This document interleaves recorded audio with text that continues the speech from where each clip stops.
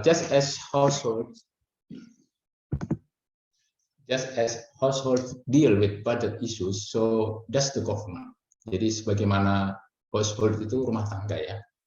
Jadi kalau ini kan idiom ya. Kalau dua kata jadikan satu, itu kita nggak boleh memecahnya ya. House rumah, hold memegang gitu ya, memegang rumah. Jadi kayaknya nggak ini. Tapi ini household ini kan rumah tangga.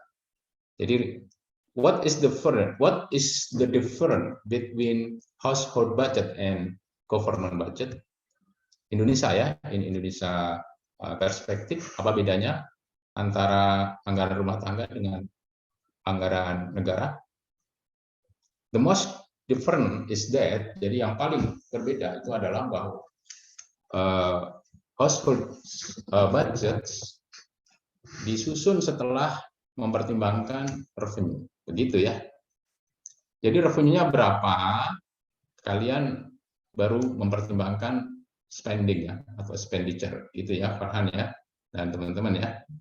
Jadi kalau negara beda lagi, negara itu spending dulu, program expenditure dulu, baru dicarikan uangnya gitu ya. Nah, jadi kalau kalian berprinsip seperti negara, nanti kalian besar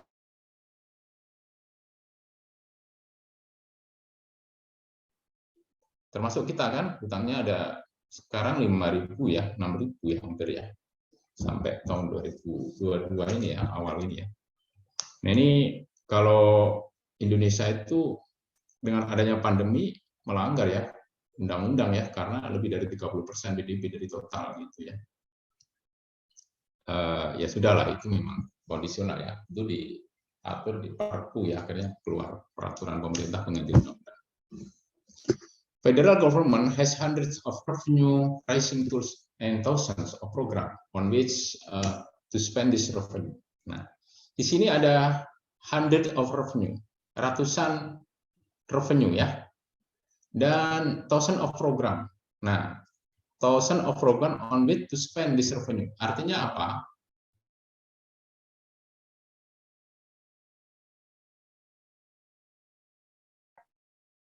Nah, kalau kita amati berarti di Amerika menganut defisit budgetnya ya, seperti Indonesia. Jadi ciri-ciri budget yang defisit itu spendingnya dia lebih besar ya daripada revenue-nya. Budget process is complicated by the dynamic nature of budgeting. Many federal programs have implication for many years to come. Jadi Amerika kan negara federal. Negara federal itu terdiri dari banyak negara bagian. Ada berapa negara bagian di Amerika Serikat? Ada 50 ya, 50 negara bagian. Banyak ya, Indonesia 34 ya, provinsi. Jadi banyakkan mana? Banyakkan Amerika ya.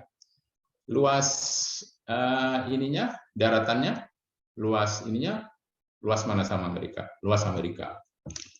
Tapi garis pantainya panjang mana? Besaran mana? Besaran Indonesia ya. Indonesia itu garis pantai terpanjang nomor 2 ya, setelah Kanada ya. Kanada karena ada Greenland ya. Jadi karena banyak pulau-pulau itu pantainya itu kan dihitung, diukur ya. Indonesia ada berapa pulau ya? Belasan ribu ya, banyak sekali.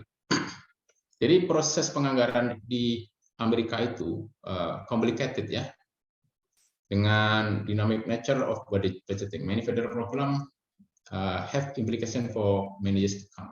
Jadi banyak program-program di federal itu mempunyai implikasi ya untuk beberapa tahun ya ke depan.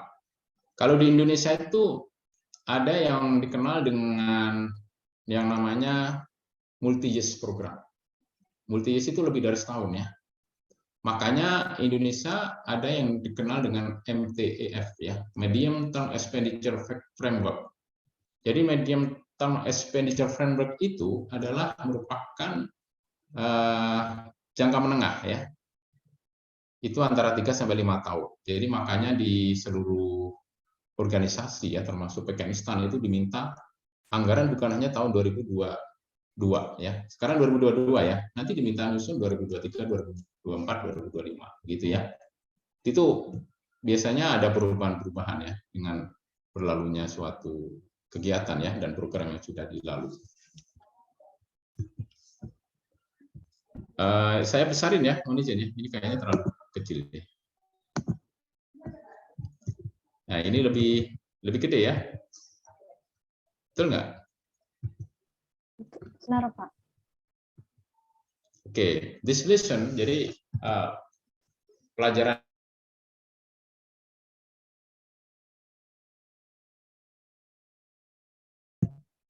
jadi menggambarkan penganggaran federal di Amerika prosesnya itu ada batasan pada defisit. Kenapa defisit? Because expenditure ya is bigger than revenue. Jadi karena spendingnya lebih gede ya.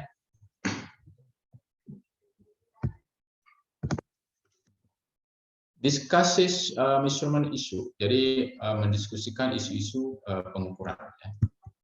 And then explains why we should care about reducing the budget deficit. Jadi kita menjelaskan mengapa ya kita harus care ya tentang mengurangi ya anggaran yang defisit. Indonesia sepanjang sejarah apakah pernah menggunakan anggaran yang surplus? Tidak pernah. Zaman Pak Harto ada anggaran berimbang. Nah, dulu zaman Pak Harto itu anggaran kita anggaran berimbang antara penerimaan dan pengeluaran. Nah, namun kenyataannya ternyata di dalam anggaran dalam penerimaannya itu ada yang namanya bantuan luar negeri ya.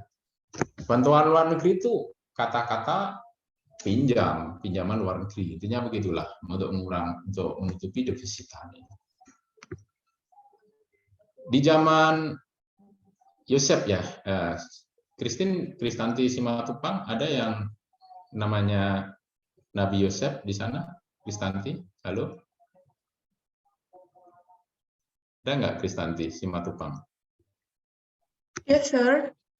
Ada Nabi Yosef ada di Alkitab kan? Ya, ada sir. Oke, nah, itu kalau ya kita mengedepankan persamaan ya. Jadi di zamannya Nabi Yusuf atau Nabi Yosef ya, kalau di Alkitab itu anggarannya pernah menganggarkan yang namanya surplus ya. Kita belum pernah ya. Nah ini PR buat kalian.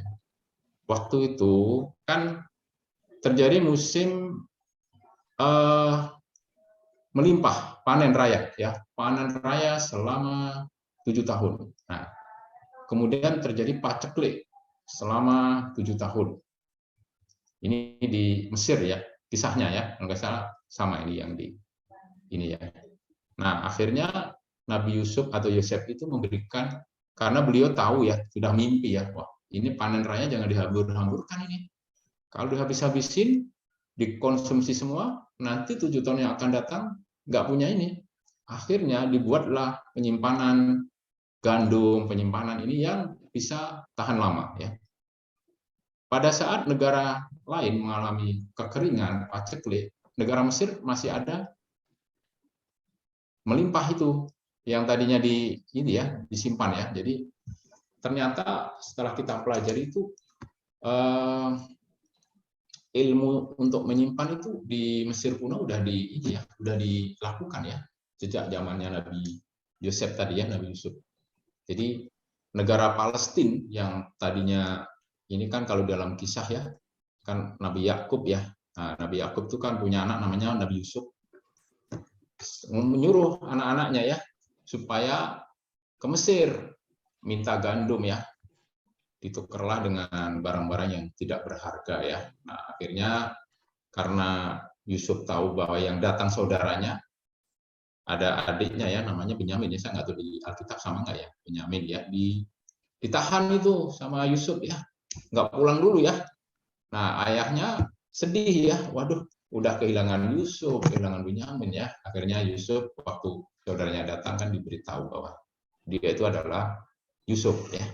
Kemudian Yusuf memberikan gamis ya bajunya ya titip ke saudaranya untuk diusapkan ya di mata ayahnya ya. Ayahnya sampai menangis sampai buta ya di dalam kisah ya.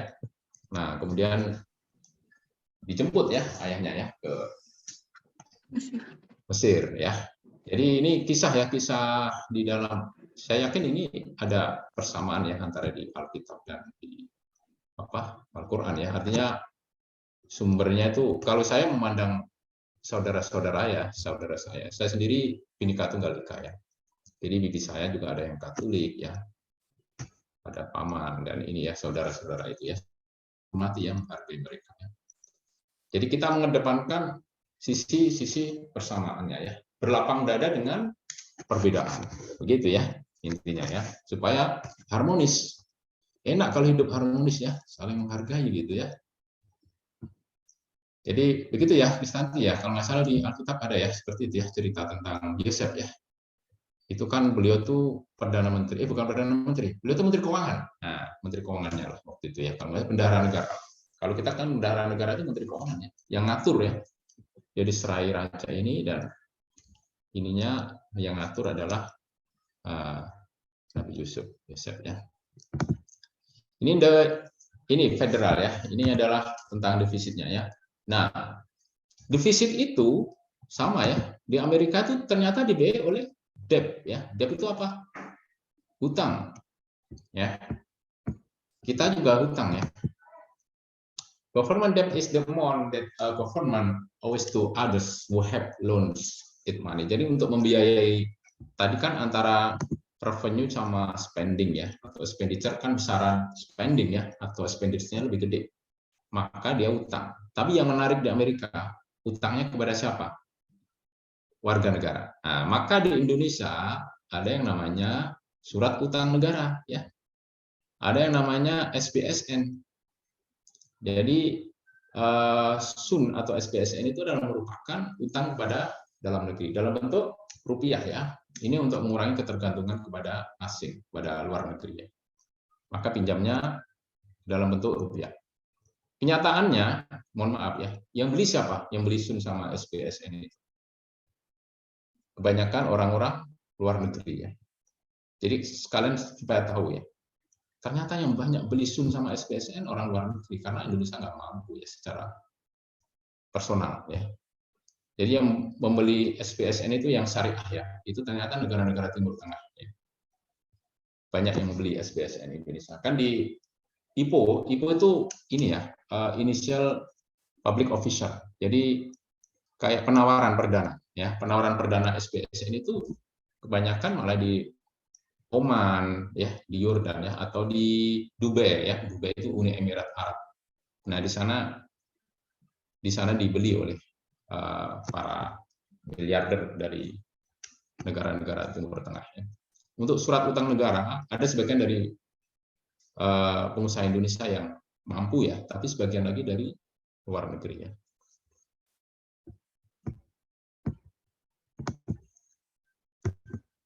It is a stock variable. The debt is the amount owed at any point in time ya. Kemarin kan sudah disebutkan oleh teman kalian ya, hutang kita. Kemarin siapa yang menyebutkan 5.000, 6.000? Kemarin siapa ya hutang kita ya? Hutang pemerintah ya. Oke lah, kemarin ada ya Azani ya? Iya, Mbak. Rizky kemarin, Pak. Oh, Rizky ya. Oke, bagus itu. Jadi supaya kalian aware bahwa hutang kita itu banyak ya. Saya cuma khawatir gini, nanti kan 2024 ganti presiden. Jangan-jangan kebijakan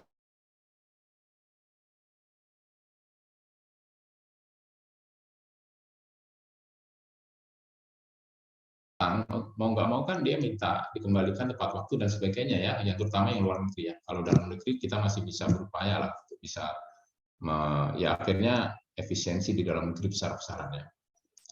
Kemudian takutnya jual pulau ya, seperti di negara Afrika ya. Di negara Afrika itu ada yang jual pulau kepada yang memberikan hutang ya. Kalau udah pulaunya dijual kan kedaulatan negara kita terancam kan. Jangan sampai pulau itu jadikan pangkalan militer gitu, wah bahaya kan, kita bisa enggak ini, karena udah milik mereka, mereka bisa sesuka hatinya ya berbuat apa saja.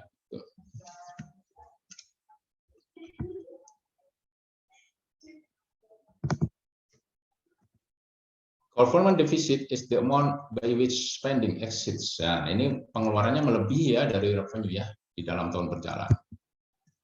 It is a flow variable. The deficit flow is added to the previous year's debt stock to produce a new stock of debt. Ini gambar ya, ini tren ya. Revenue spending dan surplus deficit ini di Amerika ya, federal government. Jadi di Amerika itu dia namanya federal ya, negara federasi ya. Jadi pemerintah pusat lah ini. Kalau kita lihat dari grafik ya, ini mulai tahun 1965 sampai tahun 2000. Ini revenue-nya sempat naik di tahun 2000 ya, di atas expenditure ya. Nah, artinya pada saat surplus itu berarti dia target penerimaan tercapai ya.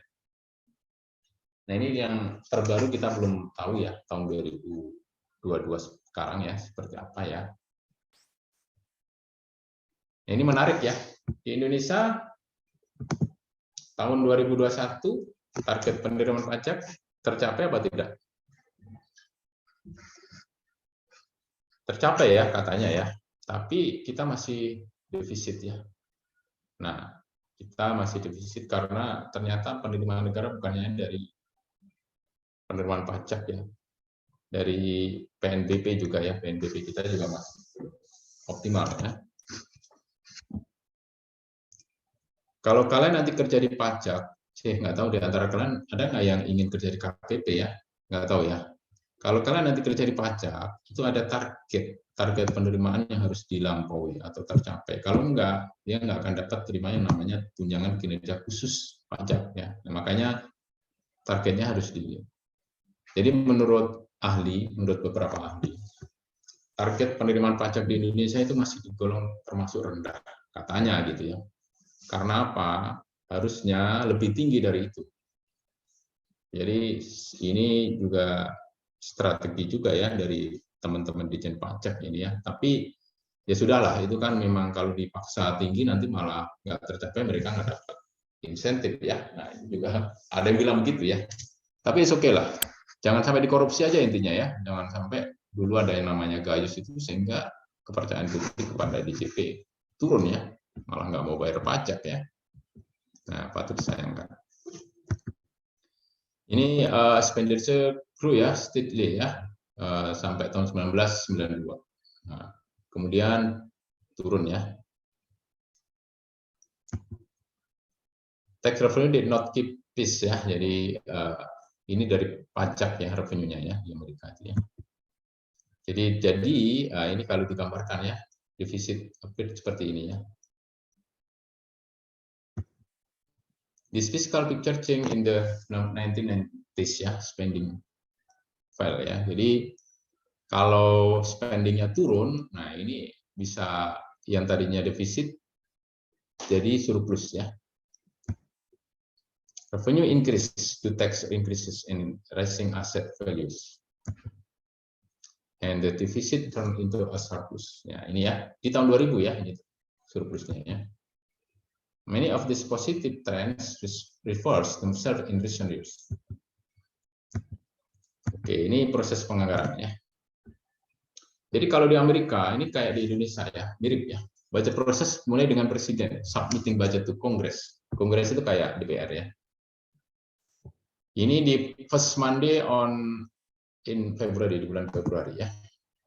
Satu-satunya undang-undang yang selalu berubah tiap tahun itu adalah undang-undang APBN. Ya, itu pasti berubah. Dan undang-undang APBN ini satu-satunya yang bikin oleh pemerintah, nggak pernah dibikin DPR. Ya, siapa yang bikin pemerintah? Hal ini Menteri Keuangan. Jadi yang menyusun siapa? Direktorat Jenderal Anggaran. Satu-satunya undang-undang yang disusun oleh pemerintah adalah undang-undang yang lain bisa pemerintah, bisa DPR. Ya, kan hak DPR itu punya namanya hak inisiatif ya.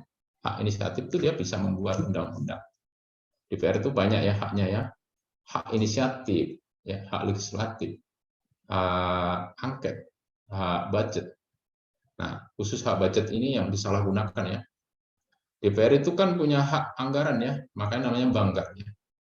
Kalau kalian menyaksikan, mohon maaf ya, Angelina Sondak ya di televisi ya, sempat saya lihat itu, beliau kan merasa menyesal ya. Beliau yang tadinya dijadikan sebelum kasus korupsi kan, jadi model anti korupsi oleh KPK ya, dijadikan semacam duta anti korupsi. Ternyata malah terlibat ya. Menurut beliau ini waktu itu ya, DPR itu tempat sarangnya koruptor. Menurut beliau waktu itu ya. Sekarang udah enggak ya. Katanya sekarang mudah-mudahan udah bagus, benar-benar bagus. Jadi banggar itu karena dia merasa yang menyetujui anggaran, jadi istilahnya wani piro gitu ya. Kamu mau nggak anggarannya sini saya kasih disetujui, kalau enggak ya enggak. Akhirnya ya biar disetujui, DPR-nya dikasih lah. Namanya juga komisi ya. Akhirnya dapat komisi gitu ya. Nah, kan di komisi 9, komisi berapa gitu ya. Nah ini saya nggak menganjurkan ya kalau nanti jadi anggota DPR. Tapi seandainya ya di antara kalian jadi anggota DPR, maka jadilah anggota DPR yang bersih ya. Karena untuk mencalonkan menjadi anggota DPR ternyata perlu biaya ya. Nah biaya itu bisa biaya sosial ya, social cost, bisa juga biaya modal ya, capital cost. Kalau modal uangnya habis ya untuk menyalonkan. Social cost itu dia punya masa ya, punya nama baik di masyarakat. Itu lebih baik daripada capital cost ya. Nah, kita lanjut ya ke materi ya. Jadi di minggu pertama ya di bulan Februari ya mengajukan ke Kongres. Kalau di kita sebelum jadi APBN namanya RAPBN ya, rancangan APBN. Diajukan tanggal berapa? Setiap tahun oleh pemerintah ke DPR. Ada yang tahu? Ini nanti kalau yang tahu dicatat ya, Azani ya. Kalau ada yang tahu. Setiap tanggal berapa ke DPR? Baik, nggak ada ya. Kita lanjut aja. Tanggal 18 Agustus ya. Setiap tanggal 18 Agustus itu pemerintah mengajukan RAPBN kepada DPR untuk dibahas. Nah, oleh DPR nanti disetujui namanya APBN. Makanya Undang-Undang APBN tahun 2022 itu pasti ditandatangani sebelum tahun 2022 ya. Biasanya bulan November atau Desember karena berlanjutnya lama, prosesnya panjang gitu ya. Di DPR itu bisa setuju bisa enggak gitu ya. Dulu waktu saya di KPK jadi Kepala Bagian Perencanaan dan Anggaran ya. Saya mengajukan gedung ke DPR yang mulia. Ditolak gitu ya, dibintangin gitu ya. Wah, ini nggak bisa ini ya. Ini maunya apa DPR ya? Kalau saya suruh nyuap, saya nggak mungkin nyuap KPK kan. Mereka juga nggak minta uang juga ya. Ternyata memang nggak ingin KPK besar gitu ya. Kalau KPK besar nanti teman-teman DPR pada ditangkepin, bisa jadi seperti itu ya. Itu dulu pandangan saya, tapi ternyata ya mudah-mudahan sih nggak seburuk itulah. DPR sekarang udah jauh lebih bagus ya, mudah-mudahan. Karena kalau kita lihat di kasus korupsi Hambalang itu kan melibatkan banyak anggota DPR. IKTP juga gitu ya, yang Setia Novanto itu ya. Jadi kayak bancaan gitu ya. Mereka punya hak budget itu dibuat biar mereka kewenangannya itu dihargai katanya gitu ya. Kita kan anggota yang mulia punya hak budget gitu ya, tapi hak budgetnya disalahgunakan. Harusnya untuk mensejahterakan rakyat, bukan untuk kepentingan diri sendiri ya.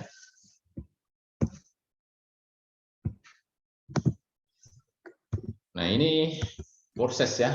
Di sana ada namanya entitlement spending, refers to funds for program for which funding level are automatically set by the number of eligible recipients.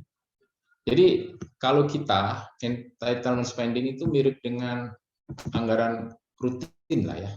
Rutin itu ya selalu ada, begitu ya, otomatis. Contoh misalkan untuk gaji ya, gaji pegawai, untuk barang gitu ya. Nah, disebut dengan entitlement ya, entitlement spending. Ya ini yang di sana ternyata yang wajib ada itu Social Security dan Medicare. permanent example. Jadi di Amerika itu kayak di Australia ternyata ya. Di sana budgetnya lebih banyak ke social security, ketahanan sosial ya, dan Medicare. Medicare untuk pengobatan, untuk kesehatan. Di Indonesia apa yang dominan? Pendidikan. 20% pendidikan ya. Yaitu masing-masing negara punya kebijakannya. It's okay lah. Tapi mudah-mudahan pendidikan Indonesia berkualitas bagus ya. Harusnya nggak bayar ya, harusnya loh ya. Kalian nggak bayar ya? Kalian kuliah di Pakistan bayar nggak ya? Enggak, Pak. Enggak kan? Nah, alhamdulillah ya. Ini karunia dari Tuhan ya. Coba kalau kalian di luar ya, mahal loh kuliah akuntansi itu ya. Kalau kalian di peraturan itu 1 semester berapa biaya kuliah kalian? 9,5 juta ya per semester ya, berdasarkan peraturan Menteri Keuangan. Jadi bagi yang DO kemarin ya, saya kan ada kelas kalian yang semester 5 DO itu ya. Kemudian nanya ke saya, Pak ini untuk biaya ininya berapa? Ya 1 semester ya sekitar 9 juta. 9 juta dikalikan 5 semester, berarti 45 juta. Waduh Pak, terlalu berat Pak buat kami gitu ya. Silakan mengajukan permohonan keringanan ya ke Direktur Pakistan. Mudah-mudahan nanti diberi keringanan. Atau mengajukan permohonan kepada alumni. Yang jelas kamu sayang kalau udah semester 5 DO kemudian nggak ngambil transkrip. Karena transkrip itu bisa kalian lanjutkan kuliah di luar langsung. Bagi yang ini diakui banyak, bisa 60%, 70% ya dari 5 semester itu. Jadi bisa menghemat setahun 2 tahun ya, 2 tahun dianggap sudah kuliah gitu. Nanti tinggal 2 tahun lagi lulus. Ya, kalian bersyukur ya masih lanjut di semester 6. Ini dipertahankan ya, jangan sampai nanti semester 6 ada yang DO. Waduh, sedih banget itu pasti. Kalau udah 2 tahun ya. Jangan sampai ya mengecewakan orang tua ya. Ini kalian saya kasih motivasi ya, setiap di kelas saya kasih ini ya, semangat ya, biar kalian itu ini, karena masa depan kalian itu cemerlang ya. Insya Allah ya, cemerlang artinya baguslah prospeknya ya. Asal jangan DO aja, jangan sampai kalian melakukan perbuatan pidana ya, yang malah masa depan jadi hancur ya karena itu. Ini contohnya di sana adalah Social Security dan Medicare ya. Itu prominent example. Kemudian ada discretionary spending. Jadi ada entertainment spending, ada discretionary spending. Refer to spending set by annual appropriation level. Funding is optional. Jadi ini bukan yang rutin ya, artinya opsional, bisa iya bisa tidak. Jadi kalau di kita dulu ada namanya anggaran pembangunan. Contoh ini kalau di kita di Pakistan kan lagi sedang bangun gedung ya, 8 kalau gedung sudah disetujui sejak tahun 2019 ya, jadi kita sih aman karena udah persetujuan Menteri Keuangannya udah duluan. Contoh apa ya? Misalkan mau mengadakan mobil ya. Saya dulu waktu di KPK kan mau minta mobil ya, ternyata nggak boleh ya ke anggota yang mulia itu ya, ke DPR maksudnya. Jadi nggak boleh di ini, ya udah cukup gedung aja gitu ya, mobilnya nggak usah lah gitu ya, sudahlah. Maksudnya buat dinas ya, karena saya sering waktu di KPK ya, jujur ya, waktu mau keperluan ke DJA, ke Bappenas atau ke DPR bahkan, kadang-kadang nggak ada mobil. Waduh Pak Baki mobilnya habis gitu. Nah itu yang saya minta ya sebenarnya. Tapi katanya suruh nyewa, ya sudah akhirnya nyewa. Karena nggak boleh mengadakan ya nyewa, dikasih ya lo nyewanya. Tapi sebelum habis itu saya sering pakai uang saya sendiri, mobil saya sendiri ya. Dulu saya punya mobil, alhamdulillah ya. Saya di KPK lumayan bagus ya, take home pay-nya ya. Jadi saya pikir Kementerian Keuangan udah bagus ya, ininya ya, gajinya maksudnya ya, salary-nya. Ternyata KPK jauh lebih bagus gitu ya, waktu itu ya. Saya nggak tahu sekarang ya, mudah-mudahan masih bagus juga ya. Makanya waktu saya di KPK itu saya minta gaji berapa, itu saya minta 2 kali lipat ya, dikabulkan itu ya. Dikabulkan, minta 2 kali lipat dari Kementerian Keuangan ya. Jadi saya kaget waktu pertama kali masuk KPK, gaji saya langsung naik ya 2 kali lipat. Itu pun katanya Porsekot gitu ya. Duh, ini baru Porsekot gitu ya. Nah, beberapa bulan kemudian naik lagi gitu ya. naik ya sampai jabatan saya jadi kepala bagian. Kalau saya di Kementerian Keuangan belum jadi kepala bagian ya, teman-teman jadi kepala seksi ya. Nah, giliran saya balik ke Kementerian Keuangan, yang tadinya kepala seksi itu dari kepala kantor ya, saya jadi pelaksana gitu ya. Jadi ternyata ini ya, dunia itu berbalik ya, dipergilirkan gitu ya. Jadi saya dulu waktu di KPK jadi kepala bagian gitu, kembali ke Kementerian Keuangan jadi pelaksana gitu ya. Jadi pelaksana lagi, yang lainnya sudah di kepala kantor, saya harus merintis dari bawah. Mas Bagio ini ya nanti kepala seksi dulu atau kasubag lah ya, kalau walaupun dulu di KPK jadi kepala bagian. Jadi ngitungnya nggak sejak di KPK Pak, enggak, ngitungnya sebelum di KPK gitu. Waduh, jadi saya di KPK itu seolah-olah kayak nggak dihargai begitu ya. Nah, untung ada pendaftaran dosen gitu ya. Udah saya hengkang aja dari DJPB ya. Jadi saya sempat sedikit ini ya, bukan kecewa sih, mungkin ya curhat lah kepada kalian ya, mohon maaf ya jadi ini ya. Jadi supaya kalian ini ya, memang itulah saya bersyukur juga tetap ya.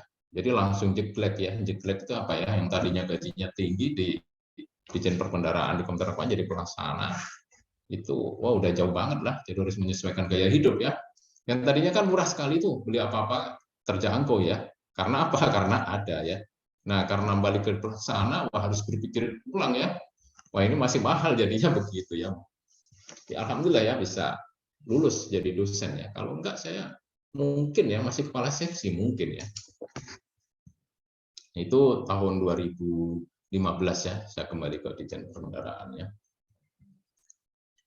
Nah, kalian ini ya, tapi gini, kalian jangan semata-mata bekerja karena uang ya. Mohon maaf. Jadi kalau karena uang nanti kalian jadi pegawai honorer ya. Pegawai honorer itu gini, kalau ada honornya mau kerja, kalau nggak ada honor nggak mau, oh, jangan ya. Wah nanti berabe kalau gitu, nanti kamu nggak akan bisa ini ya, berkembang, nggak bisa maju, nggak akan dipakai itu. Ikhlas saja ya. Ada perintah pimpinan jadi ini siap, perintahnya jadi ini siap, gitu ya. Saya dulu di PKN Stan juga nggak minta jadi kepala SPI, tapi alhamdulillah ya diberi kepercayaan ya jadi kepala SPI ya siap juga. Gitu ya. Jadi jangan sampai kalian itu istilahnya kalau Bu Menteri itu ada cap uang di apa ya dijidat kaliannya di jidat itu dipatuk dijidat. Jadi jangan sampai kalau ada apa-apa harus ada uangnya, jangan ya. Bismillah aja ya, nanti dengan berlalunya waktu kalian kalau sudah punya istilahnya jabatan kedudukan itu rezeki itu otomatis kalian mengikuti ya. Artinya mengikuti ya kalian disesuaikan lah pada waktunya ya. Jangan buru-buru kaya ya dengan korupsi, nanti malah habis semuanya ya. Gayus itu mohon maaf ya sahabat-sahabat UND 4 itu hukumannya 30 tahun, uangnya udah habis disita oleh negara ya.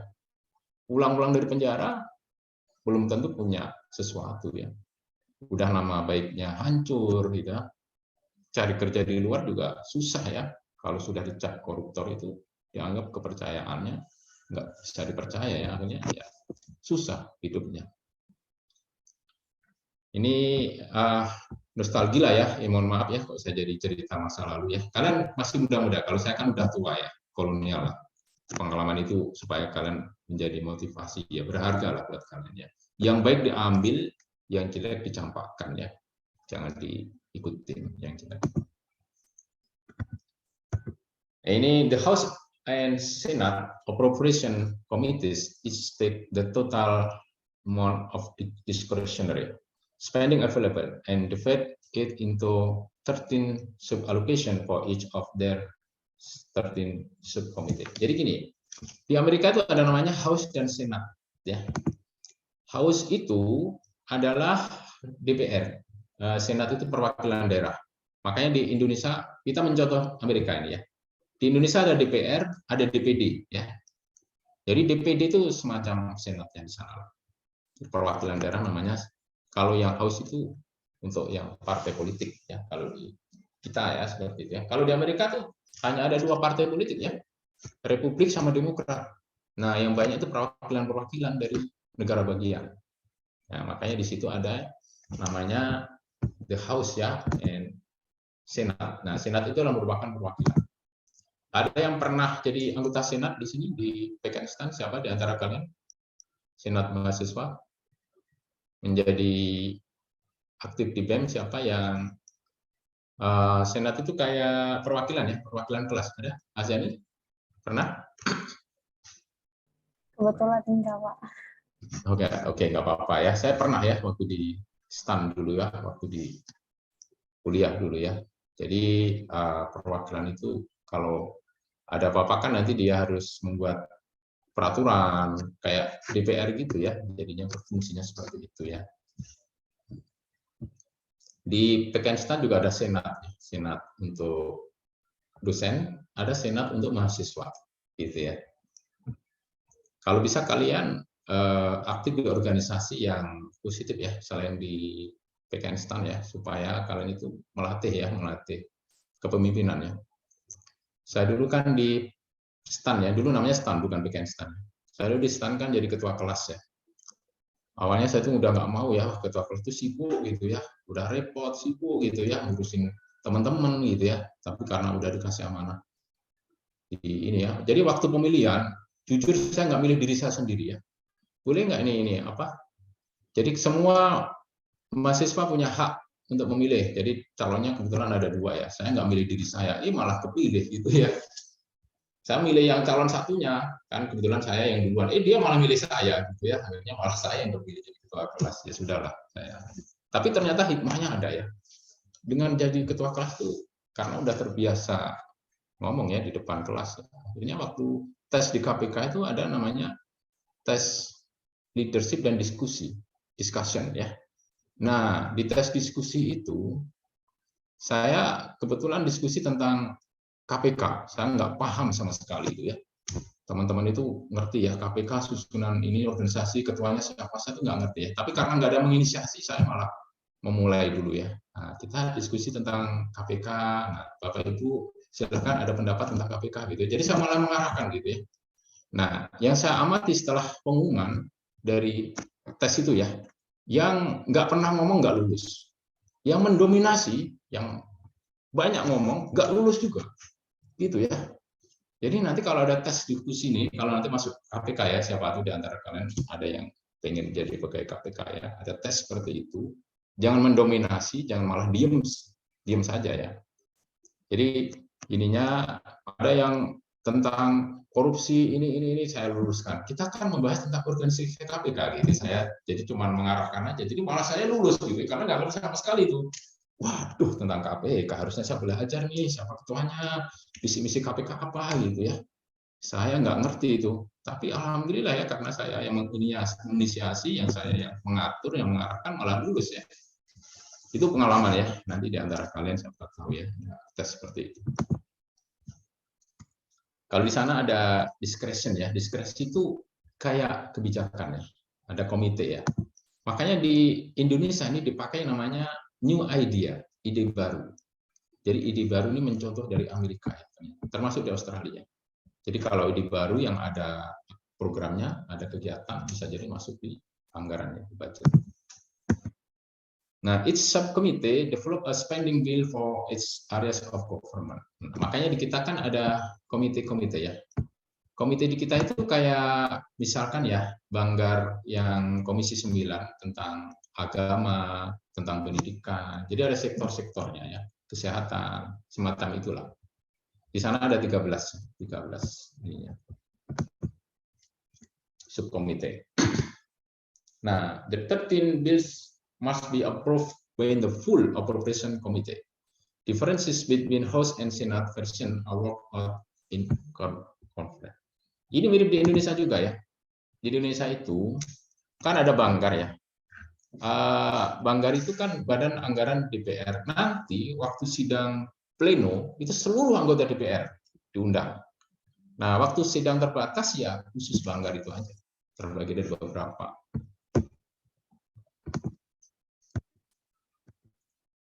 This process must be finished by June ya. Jadi kalau di Amerika harus selesai pada tanggal 30 Juni ya. Di Indonesia harus selesai kapan? Ada yang tahu? Proses penganggaran? Oke, kalau kita tidak ada batasan waktu yang letterlek ya, tanggal berapa. Tapi diusahakan bulan Juni sudah selesai. Kalau molor-molor bulan Juli ya, biasanya itu di naik turun ya di level kementerian. Maka sekarang bulan April nih, ini sudah mulai dimulai yang namanya usulan kegiatan ya, termasuk Pakistan. Jadi diminta untuk mengusulkan tahun 2023. Nah, seperti apa ya kegiatannya ya.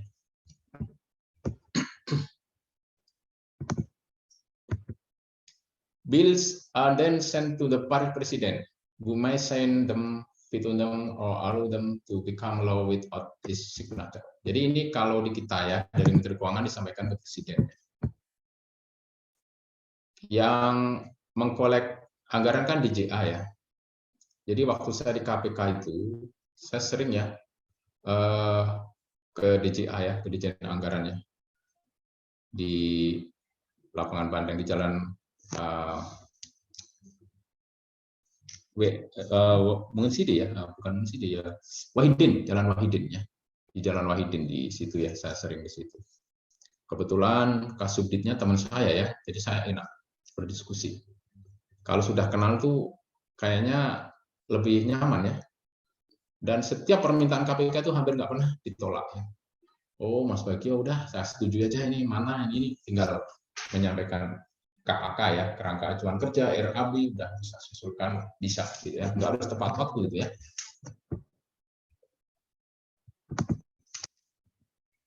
The budget process sets discretionary spending only, not internal spending. Jadi kalau proses anggaran itu biasanya yang ini hanya yang discretionary, yang di naik turun ya. Kalau yang entitlement wajib nggak bisa di ini ya, termasuk di kita ya. Kalau gaji nggak mungkin dikurangi lah, biaya gaji kan harus segitu harus ada, termasuk belanja barang ya. Jadi kalau di Kementerian Keuangan itu yang sering ditolak atau menjadi discretionary itu kayak belanja modal ya. Belanja modal, bangun gedung itu sering di ini ya. Makanya kemarin waktu KPK bangun gedung itu kan dibintang ya, termasuk discretionary ya. Termasuk kendaraan, tanah, gitu ya, pengadaan tanah, pokoknya modal itu sering di. Tapi ada belanja barang yang sering di discretionary ini adalah yang perjalanan dinas ya, itu masuk di karena dianggap sebagai bukan yang entitlement ya, bukan yang utama atau yang rutin ya. If Congress wishes to change entitlement program like Social Security, it must include reconciliation instruction. Jadi Kongres itu ininya ya, DPR ya, parlemen ya, berharap untuk merubah ya entitlement program seperti Social Security harus termasuk rekonsiliasi instruksi.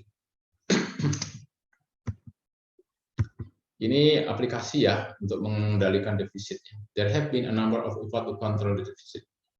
Jadi kalau nggak dikendalikan, wah defisit itu nambah terus ya. Kalian nanti ya kalau jadi policy maker ya, mengambil kebijakan ya di Kementerian Keuangan ya misalkan ya, kalian harus punya kebijakan untuk mengendalikan defisitnya. Ini yang pernah dilakukan di Amerika ya. Nah ini tahun 1985 ini ada Graham-Rudman-Holing Deficit Reduction Act of 1985. Jadi Graham-Rudman-Holing ini merupakan kebijakan ya yang diinisiasi oleh Graham ya, Rudman. Ini mengurangi defisit tahun 1985. Jadi ada kebijakan ya supaya defisit tidak terus-menerus.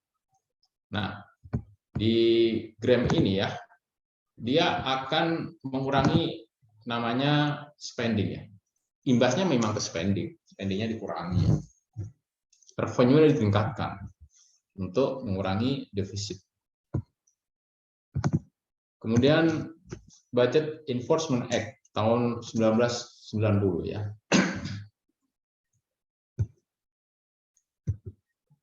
Nah, ini GRH 1985 aim to reduce the deficit level and have a balanced budget starting in 1991. It includes a trigger to initiate automatic spending cuts.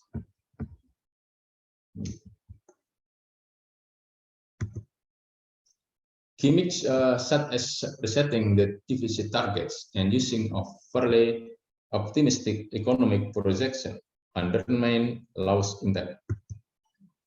Fail to meet deficit targets. Ini gagal ya untuk memenuhi target defisitnya. Jadi harusnya tahun 1991 itu sudah harus balance ya, harus seimbang ya. Ternyata gagal ya. Kemudian di tahun 1990 ini ditekankan lagi ya, adanya PEA ya. PEA 1990 try to restrain government growth rather than the deficit level. Jadi untuk membatasi ya pertumbuhan ekonomi. Jadi gini ya, kalau kalian belajar ekonomi ya, ini terutama ekonomi publik, kalau alokasi spendingnya besar, itu kan meningkatkan kesejahteraan masyarakat nih, dibuka lapangan kerja, mengurangi pengangguran. Tapi kalau spendingnya kecil, akhirnya nggak bisa membantu masyarakat untuk mengatasi pengangguran. Jadi kalau di Amerika itu kalau misalkan anggarannya dikurangi, berimbas kepada ini ya pertumbuhan ekonomi. Nah, pertumbuhannya jadi rendah. Kalau kita menghitung ya, yang namanya pendapatan nasional. Pendapatan nasional kan terdiri dari konsumsi ya, ditambah dengan investment ya, ditambah dengan government expenditure, ditambah dengan ekspor dikurangi impor, gitu ya. Kalau Y gitu ya. Nah, yang berperan di sini kalau government expenditure dikurangi kan otomatis pendapatan nasional juga berkurang, gitu ya.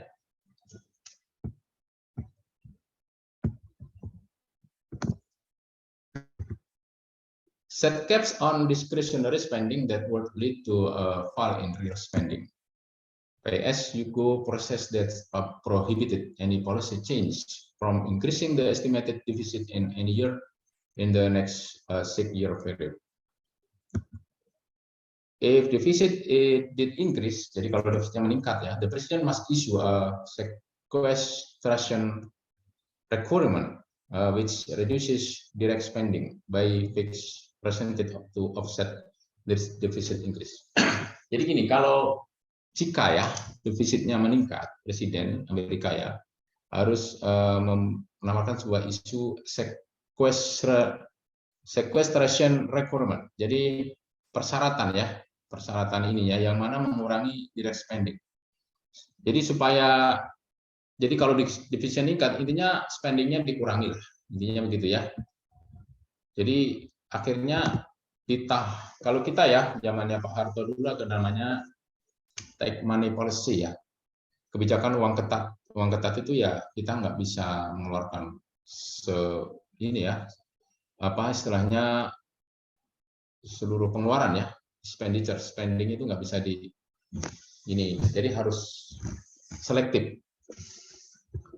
Manakala revenue nggak mencapai target ya terutamanya.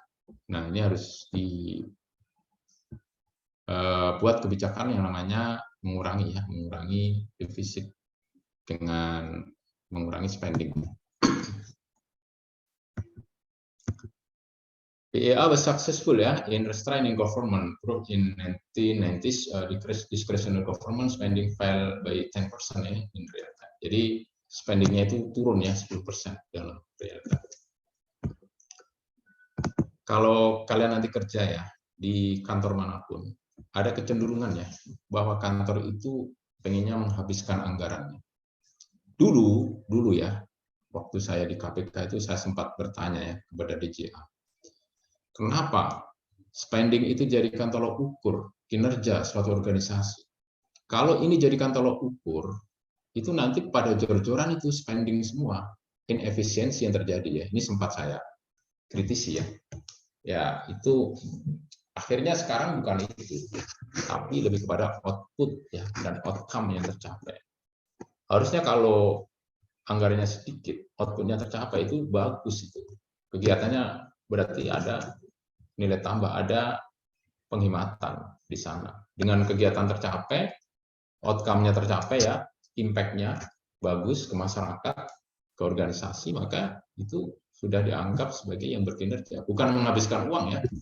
Uangnya habis, tapi kalau nggak memberikan output dan impact yang bagus, ya outcome ya yang bagus ya nggak akan bisa berdampak. Dari 1998 onward, discretionary spending grew rapidly.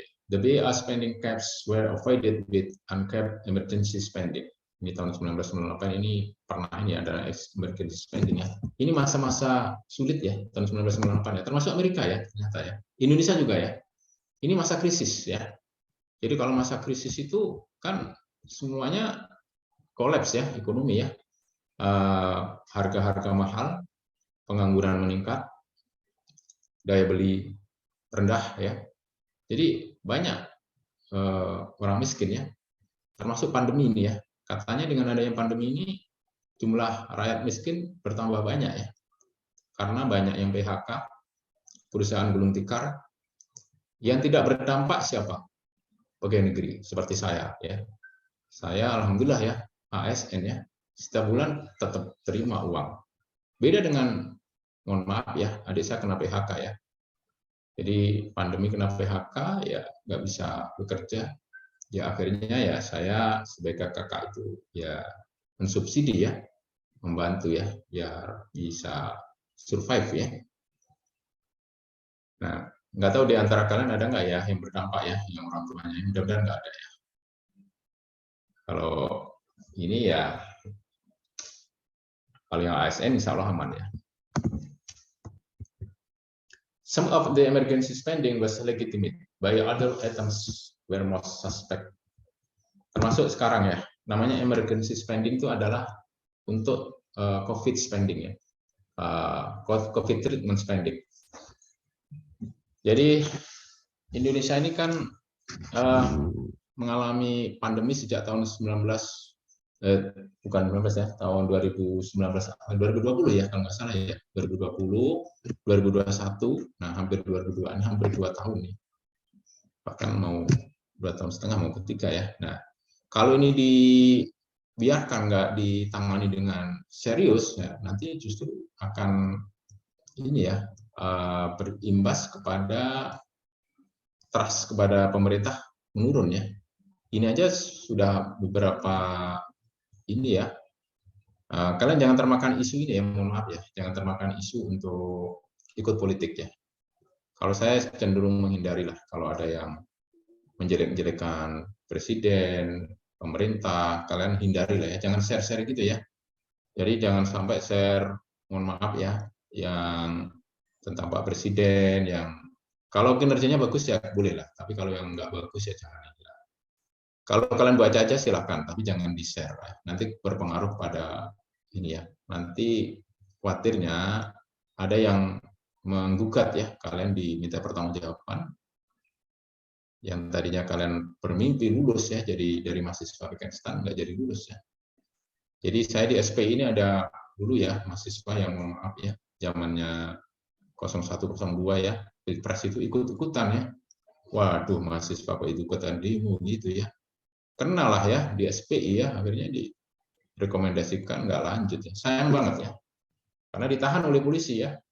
Kita sudah konfirmasi kenapa ini, ternyata ada bukti dia melakukan demo ya, demo dan dianggap melakukan pengerusakan. Ini sangat patut disayangkan ya, padahal masa depannya udah bagus ya, jadi kena kasus itu ya nggak bisa lanjut.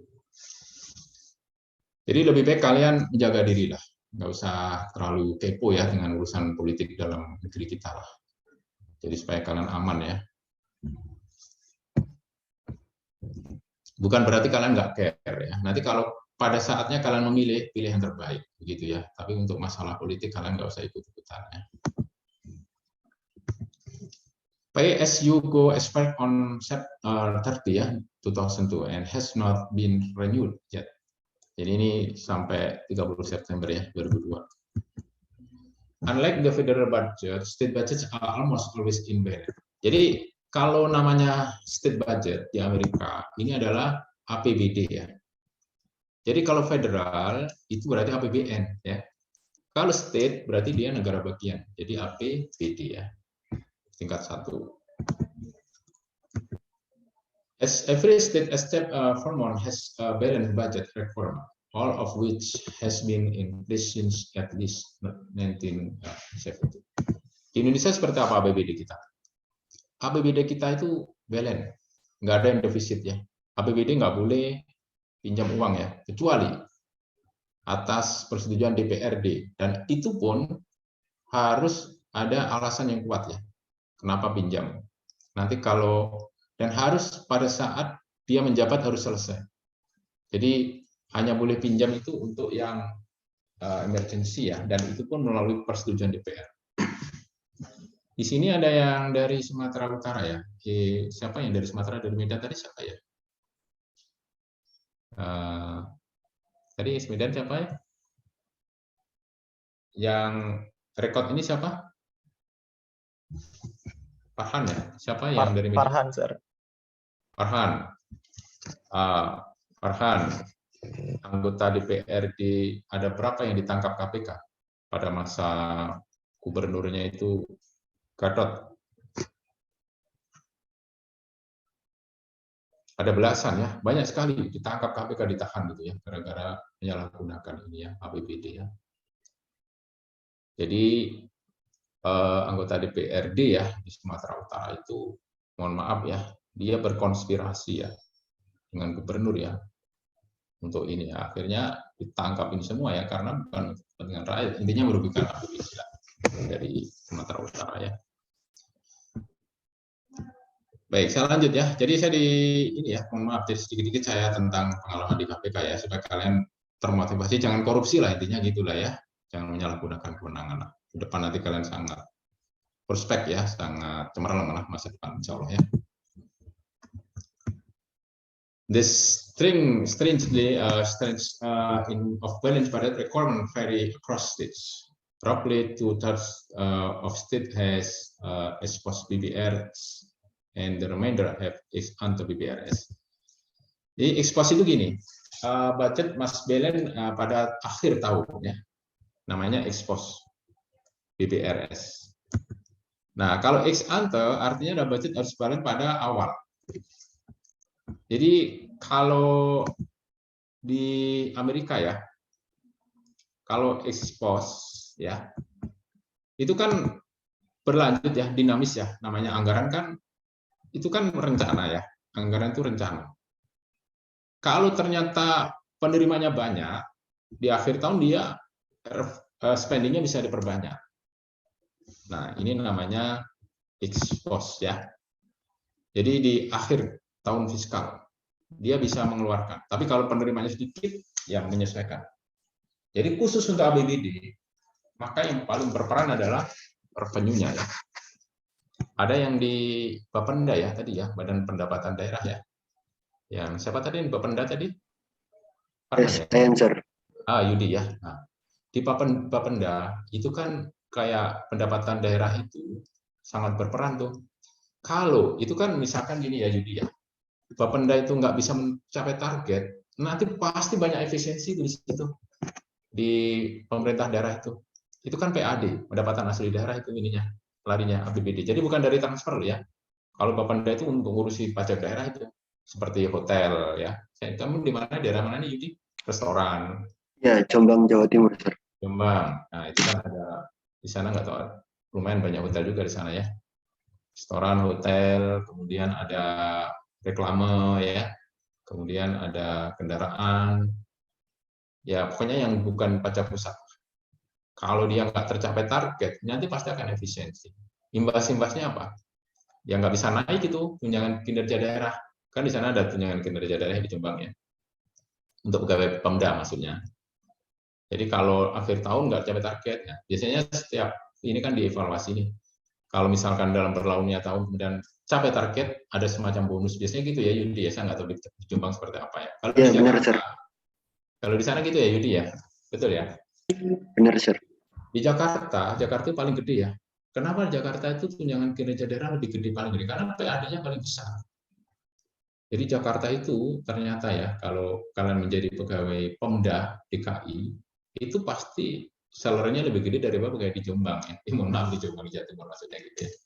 Jadi tergantung dari PAD, pendapatan asli daerah. Itu bisa untuk menggaji tambahannya. Kalau di AU itu seluruhnya ya, di AU itu dalam alokasi umum itu untuk seluruh pegawai sama. Jadi gaji pokoknya sama, tapi tunjangannya bisa beda. Tunjangan khusus ya untuk daerah ya. Di sana namanya tukin juga ya, Yudi ya. Tunjangan kinerja ya. TPP, sir. Betul ya, Yudi. TPP, sir. Oh, TPP ya, semacam TPP lah. Ya semacam itulah. Itu masing-masing daerah kan beda ya, Yudi ya, TPP-nya. Tergantung dari PAD ya biasanya ya. Nah, kalau ex ante dia di awal ya. Dari awal udah ini ya, jadi harus balance gitu ya. The National Conference of State Legislatures provides extensive state-by-state detail on features of this balanced budget performance.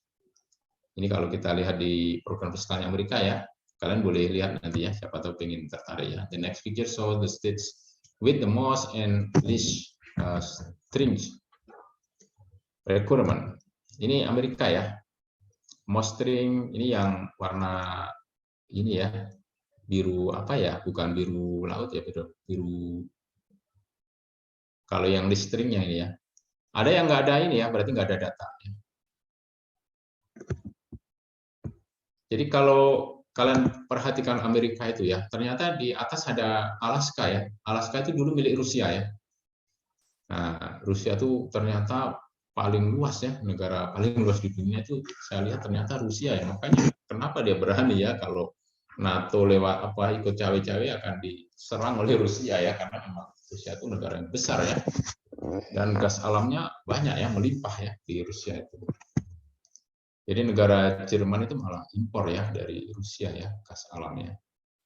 Indonesia nggak ikut-ikutan memboikot Rusia ya. Karena apa? Indonesia kan non-blok ya, dia nggak ikut blok NATO atau blok Timur ya. Kalau Rusia kan nggak blok Timur ya. Kalau blok Barat kan yang NATO itu ya. Dan menurut saya udah tepat itu, jangan ikut-ikutan lah. Negara di Asia Tenggara yang ikut memboikot ini siapa? Rusia. Singapura ya. Jadi Singapura itu satu-satunya negara Asia Tenggara ya yang berani memboikot Rusia ya. Kan sempat ditarik tuh duta besar Rusia dari Singapura ya, hubungan diplomatiknya diputus ya. Saya sih berharap semoga reda ya. Kalau nggak reda, khawatirnya merembet kemana-mana ya. Kalau NATO ikut-ikutan nggak bisa panjang nih, bisa menyeret negara lain ya.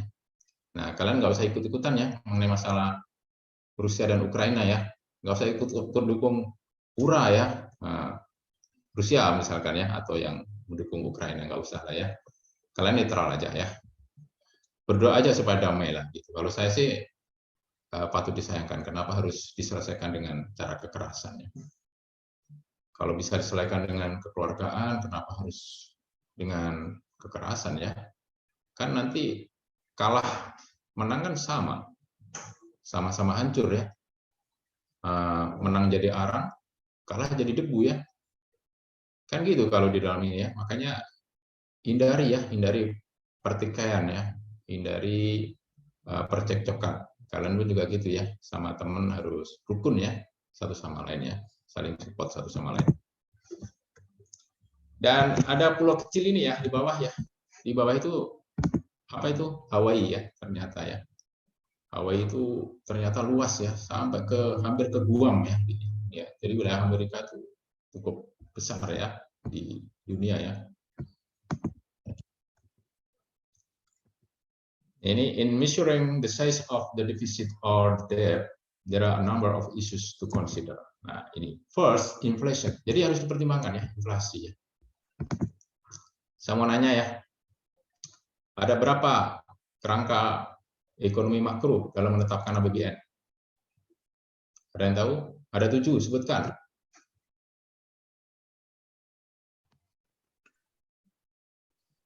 Apa saja? Termasuk inflasi ini ya. Jaro, silakan Jaro. Iya, pertama pertumbuhan ekonomi, Benar. selanjutnya laju inflasi, lalu terdapat nilai tukar rupiah, lalu tingkat bunga Sun, Hmm, harga minyak mentah Indonesia, ya. lifting minyak bumi, Ya. dan yang terakhir lifting gas Oke, bumi. betul ya. Terima kasih ya. Ya, dicatat ya ASEAN itu. Ya, bagus ya. Zahra ya. Alhamdulillah ya. Siapa tahu nanti keluar ya ujian ya. Rangka ekonomi makro. Di sana juga gitu mempertimbangkan inflasi ya, Amerika ya ternyata ya. Third, business cycle and timing issues. Jadi ini siklus bisnis ya. Dia tidak menunjukkan pertumbuhan ekonomi. Di sini timing isu-isu yang timing ya. Di Amerika kan ada masa-masa ya. Jadi kalau di negara-negara yang subtropis ya, seperti Amerika, Australia, itu ada masa-masa di mana untuk kebijakan masa misalkan winter ya sama summer itu bisa beda gitu ya. Jadi kalau di Indonesia itu kan hanya musim kemarau, musim hujan ya, dan kita kan nggak terlalu terpengaruh musim ya. Di sana ada timingnya ya. Kemudian capital expenditure, nah termasuk pengeluaran ya, kapital. Kapital itu modal ya. Behavioral response, jadi perilaku ya respon. Jadi ada 4 isu yang dipertimbangkan. The debt and deficit are often expressed in nominal values, that is in today's dollars. Jadi hutang dan defisit itu sering diekspresikan dalam nilai yang nominal ya. Ya hari ini ada dolar. Kenapa Amerika Serikat itu dominan ya mata uangnya ya di seluruh dunia ya? Saya waktu ke Arab Saudi, kalau Arab Saudi masih mau lah menerima rupiah ya. Di Thailand, di Bangkok. Waktu saya di Bangkok tahun 2015, saya pernah ke Bangkok ya. Di Suwarna Bumi, saya kaget tuh bandara udaranya namanya Suwarna Bumi ya, kayak di Jawa aja gitu ya. Suwarna Bumi di Bangkok, Thailand. Di sana uang rupiah nggak laku ya, nggak mau dia. No, nggak mau. Kasih uang dolar Amerika, tukar sama BET, mau gitu ya.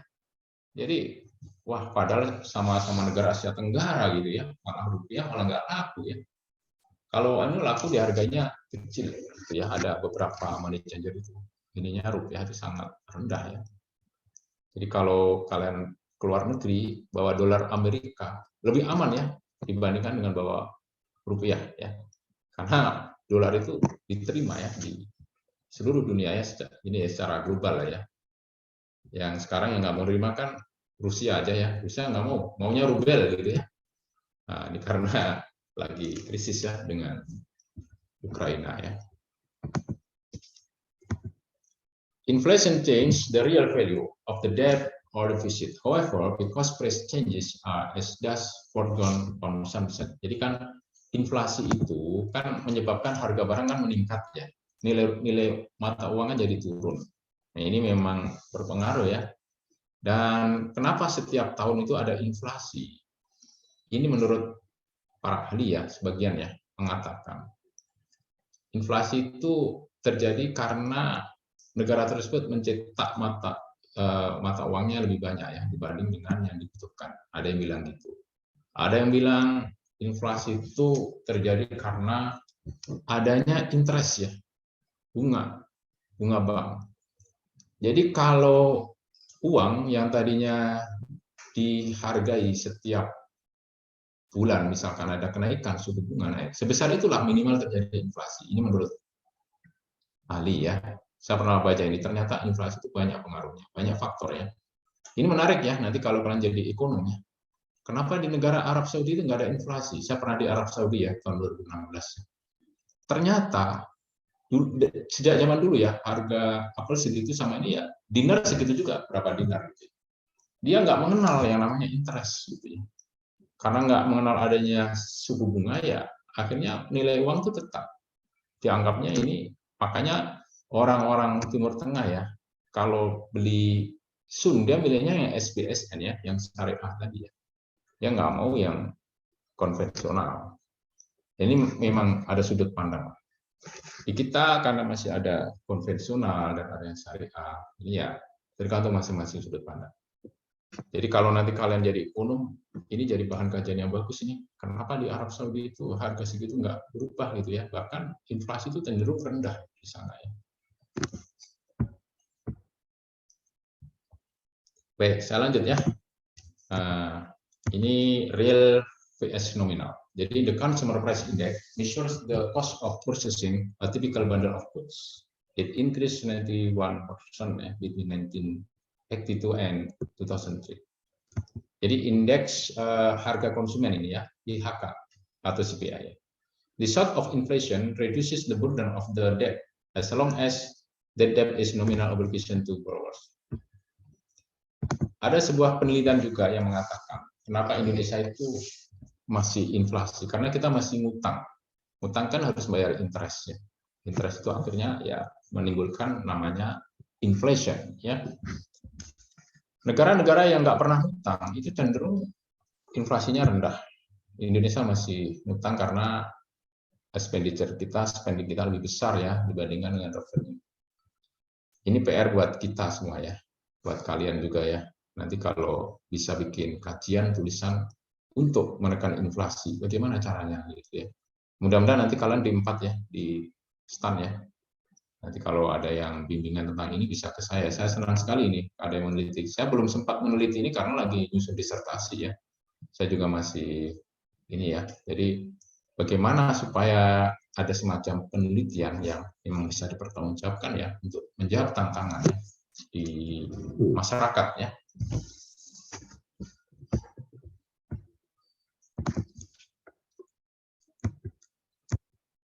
Rising prices leads to what is known as the inflation tax on the holders of the debt. The payments are worth less because of rising prices. Jadi ini kan peningkatan harga ya, nanti akan ada yang menimbulkan inflasi. Intinya begitu ya, pajak inflasi di sini. Ini tahun 2003 ya di Amerika ya. Ini national debt-nya adalah 3,91 triliun dan inflasinya 1,9. Ini kemudian naik ya menjadi 74. Bukan. Kalau triliun sama billion itu besaran mana? Besaran triliun ya. The inflation tax adalah 74 billion, which will reduce, ini mengurangi conventionally measured deficit ya, dari 375 billion menjadi 301. Ini turun malah ya.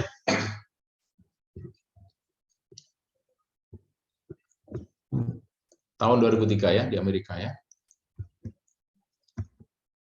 Some sudden factors like a recession temporarily reduce tax revenue and increase spending. Jadi kalau ada resesi ya, itu secara temporary ya mengurangi tax revenue dan meningkatkan spending.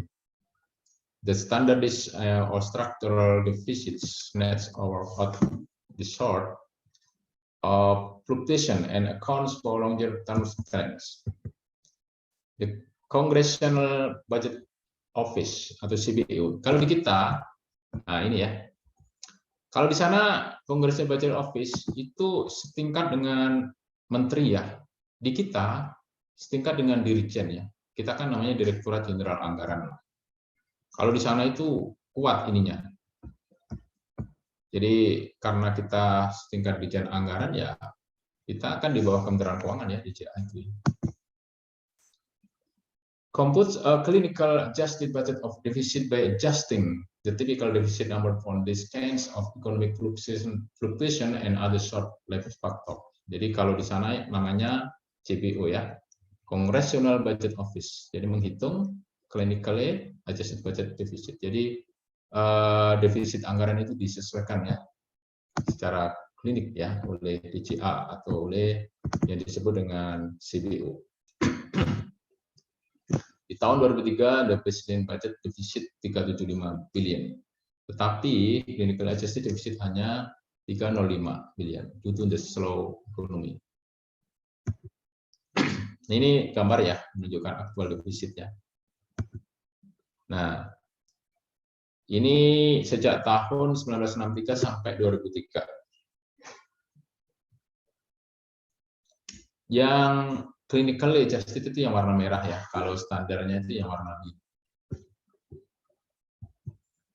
Nah, kemudian cash vs capital counting. Nah, kalian kan akuntansi ya, harus paham ya tentang ini ya. The government budgetary position is measured by cash counting methods. That is, the deficit is simply the difference between current spending dan current revenues.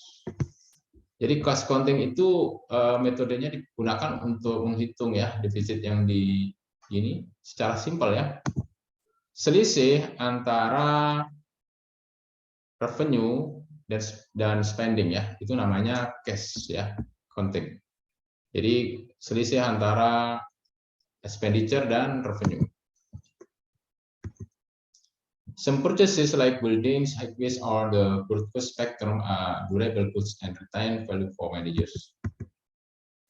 When the government sells an asset like the broadcast spectrum, the deficit falls, but asset holding have fallen. Jadi gini, kan Indonesia ini kan mau buka IKN ya, ibu kota baru ya di Kalimantan ya. Nah, sangat mungkin ya nanti aset-aset yang ada di Jakarta ya, itu kan akan dijual ya kepada pihak swasta ya, tentunya akan membuat namanya revenue ya bagi negara ya. Nah, ketika pemerintah menjual aset, jadi seperti the deficit fall ya, defisit akan turun. Jadi hasil penjualan aset itu menutupi defisit tadi ya. Karena apa, kan ada pemasukan nih. Nah, dengan sendirinya akan mengurangi defisit ya.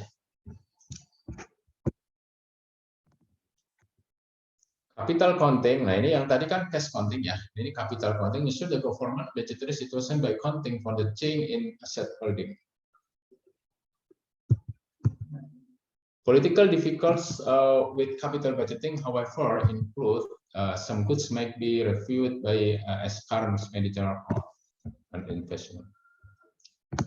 Ada yang pernah lihat laporan keuangan pemerintah pusat yang neraca? Ada yang tahu seperti apa neracanya kita? Nanti kalau kalian perhatikan ya, kita kan sebenarnya punya banyak aset itu ya, tanah itu, tapi di situ nggak dihitung. Jadi yang aset-asetnya dihitung tuh yang dibiayai oleh negara ya, yang APBN itu. Sementara tanah-tanah yang sudah dahulu kala ya, sejak zaman Belanda, itu harusnya dimasukkan. Oh, kita kaya sekali itu kalau dimasukkan ya. Cuma di situ kan tidak dimasukkan ya, karena itu dianggap bukan sebagai suatu aset yang diperoleh ya dengan APBN waktu itu. Jadi some goods may be viewed as a current expenditure or as investment. Jadi kalau yang current expenditure itu oleh APBN, yang investasi yang dulu ya sudah ada. Jadi misalnya ini kesulitannya ya, sama dengan di Indonesia ya, mirip. Jadi capital budgeting ya. Missile, defense, or education are example. Jadi kayak pertahanan ya atau edukasi adalah contohnya ya. In addition, hard to value some asset. Jadi sulit ya menilai asetnya. Jadi kalau Kementerian Keuangan kan ada gedung itu di lapangan Banteng ya. Ada yang pernah ke lapangan Banteng?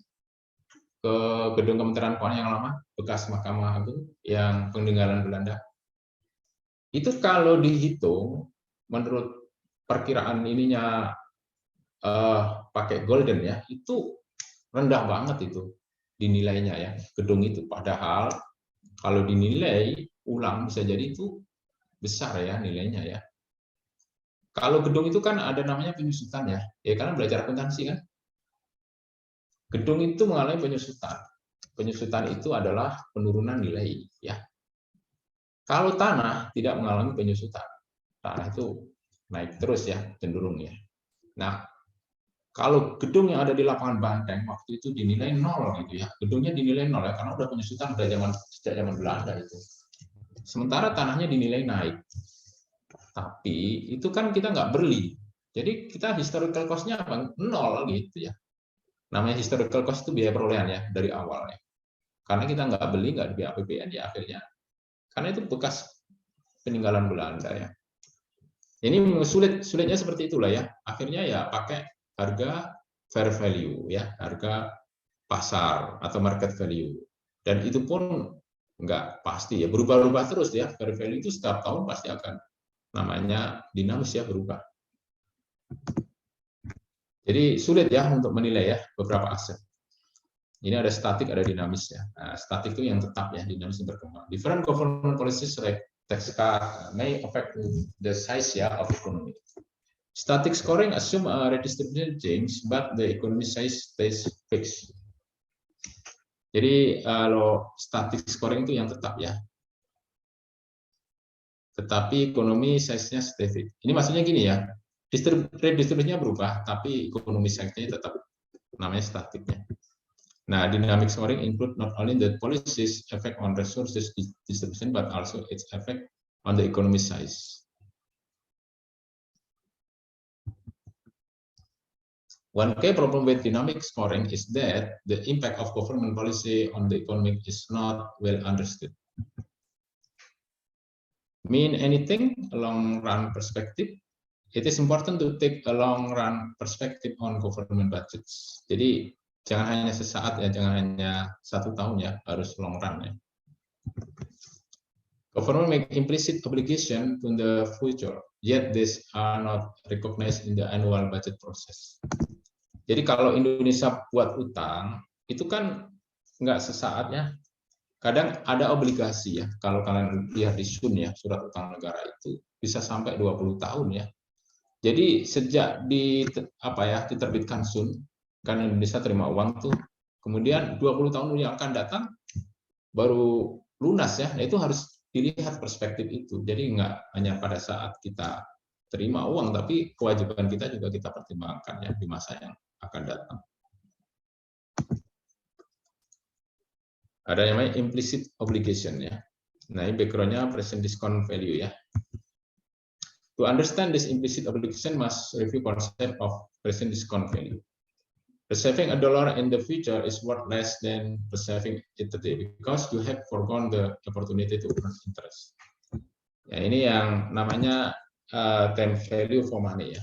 Jadi menurut time value for money, uang yang diterima sekarang itu lebih bernilai daripada 10 tahun yang akan datang atau tahun yang akan datang. Makanya yang diterima sekarang itu dia di discounted value ya, yang akan datang jadi lebih kecil daripada yang sekarang. Jadi kalau kalian punya aset sekarang itu nilainya jauh lebih bernilai ya daripada yang akan datang. Intinya begitu ya. Dari PDF ini ya, present discounted value. PDF takes future payment and express system in today's dollar. It does so by discounting payment in some future period when the interest rate. Jadi kita pakai tingkat bunga ya untuk menghitungnya ya, present discounted value. Ini background-nya ya. Kenapa kok ada present discounted value? Ini juga yang akhirnya memunculkan bunga ya. Jadi kalau orang pinjam sekarang misalkan 1 miliar ya, mengembalikannya ke depan nggak 1 miliar lagi. Karena apa? Pasti dia akan nambah yang namanya interest ya, bunga begitu ya. Saya tidak menganjurkan kalian punya utang ya. Mudah-mudahan nggak ada di antara kalian punya utang ya. Kalau punya utang segera selesaikan. Kalau memang bisa nggak utang, lebih baik nggak usah utang ya. Ini rumah tangga ya maksudnya ya. Kalau negara ya mau nggak mau harus utang ya karena mau menutupi defisit tadi ya. Itu kebijakan ya dari negara kita. Ini background-nya ya. A stream of payments will be discounted as ini ya rumusnya. Ini sering keluar ya, sorry. Sering keluar dalam ujian ya. BO ditambah B1, 1 plus R, B0. Jadi gini ya. Misalkan R itu kan tingkat bunga ya. B0 itu adalah angsuran pertama. Jadi PDF itu adalah jumlah yang dipinjam. Misalkan jumlah yang dipinjam adalah 1 miliar, dia harus mengembalikan 5 tahun nih, berarti T-nya itu kan sampai 5 ya.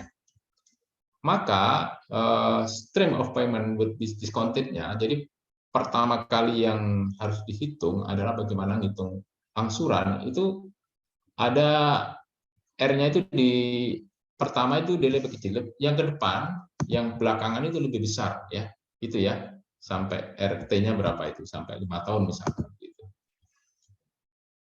Pangkatnya jadi pangkat 5 gitu ya, kalau 5 tahun ya. Where B0 stroke BT represent a stream of benefit obligation. R is the interest rate and T is the number of period. Jadi R itu adalah bunga ya, tingkat suku bunga, dan T itu adalah time ya, berapa periodenya. For example, ini contoh ya, yang tadi itu ya, 1000 ya, 1000 atau 1 miliar tadi ya. Diterima 7 tahun dari sekarang hanya 513 dengan tingkat suku bunga 10% interest rate ya. Nah ini contohnya ya. Maka ini kalau saya ada papan ini mau saya jelaskan ya. Cuman di sini nggak ada papan ya, mohon maaf ya. Ini nanti tolong dipelajari ya yang ini ya. Ini sering keluar ya waktu ujiannya. Maka 513 ya itu sama dengan 1000 dibagi 1 plus 0,10 sama dengan 1000 dibagi 1, 1948. Gitu ya. Ininya kalau hitung-hitungannya sebenarnya dia nanti ngikuti dari berapa periode ya, berapa kalinya ya. Yang tadi itu ikut ke rumus ini ya. Mohon maaf, sebentar. Ya ini ya. Jadi berapa kali, misalkan 5 kali periode, berarti nanti tinggal kalikan dengan T-nya ya, berapa T.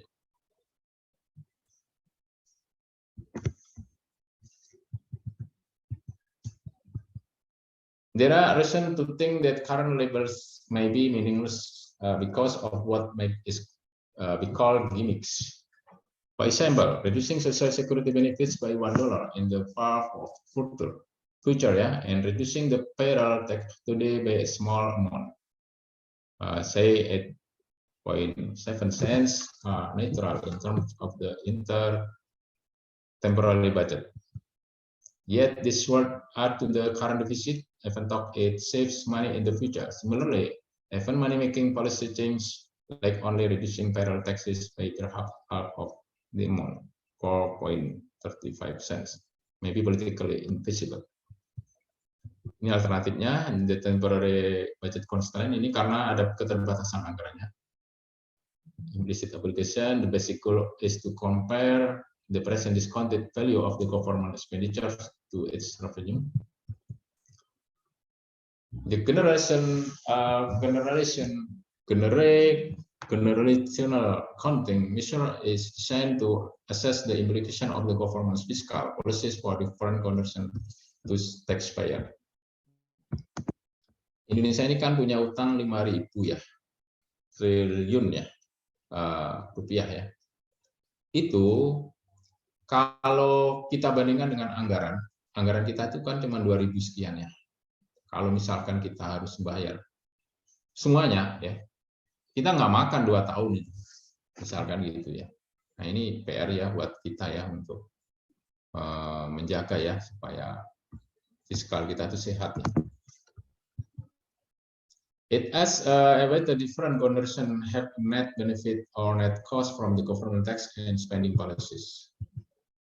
In the intertemporal budget constraint is, nah ini ya kalau rumusnya ya, tax sekarang yang beda yang sekarang ya ditambah dengan tax future sama dengan spending current dan spending future. Jadi ini batasannya gini maksudnya, antara tax dan spend itu kan harusnya seimbang ya. Harusnya nggak boleh lebih banyak spend-nya ya. Kenyataannya kita kan banyak spend ya daripada tax-nya ya. Maka defisit ya, kita perlu ya debt atau loan tadi ya. Nah, when the left side is the present discounted value of tax payments, and the right side is the present discounted value of government spending. Jadi kalau di sini maksudnya kalau yang tax payment ini adalah present discounted ini ya value ya, dan the side is present discounted value of spending. Ini adalah idealnya antara revenue dan spend itu adalah seimbang ya. Each is divided into current generation and future generation. Current generation sekarang ya, future ya nanti ya, masa depan ya. The teacher then compute what pattern of taxes is required over the future to meet this budget constraint. The teacher assume taxes are raised on each generation and a proportion to the growth in productivity. Jadi kalau di kita ada kebijakan baru ya dari Ibu Menteri Keuangan ya, yang PPN ya. Tadinya kan 10% ya, naik menjadi 11% ya. Ini menurut Ibu Menteri ya, PPN itu rata-rata itu 15% ternyata ya. Kita 10% itu terlalu rendah. Makanya perlu adanya penyesuaian ya. Penyesuaian ya nanti berimbas diharapkan pada peningkatan tax revenue ya, atau penerimaan pajak ya, dengan adanya tarif yang lebih tinggi tadi. Tabel 1 menunjukkan composition ya, US Generation Account. Ini kalau di Amerika ya, ini komposisinya ya, antara perempuan dan laki-laki ya. Ini kalau kita lihat generasi yang akan datang, malah banyakkan laki-laki ya, di sana ya, di Amerika ya. Yang bayar maksudnya ya, pembayaran pajak. Karena memang secara ini ya, yang banyak kerja memang laki-laki ya, yang bukannya di Amerika ya, di Indonesia juga ya.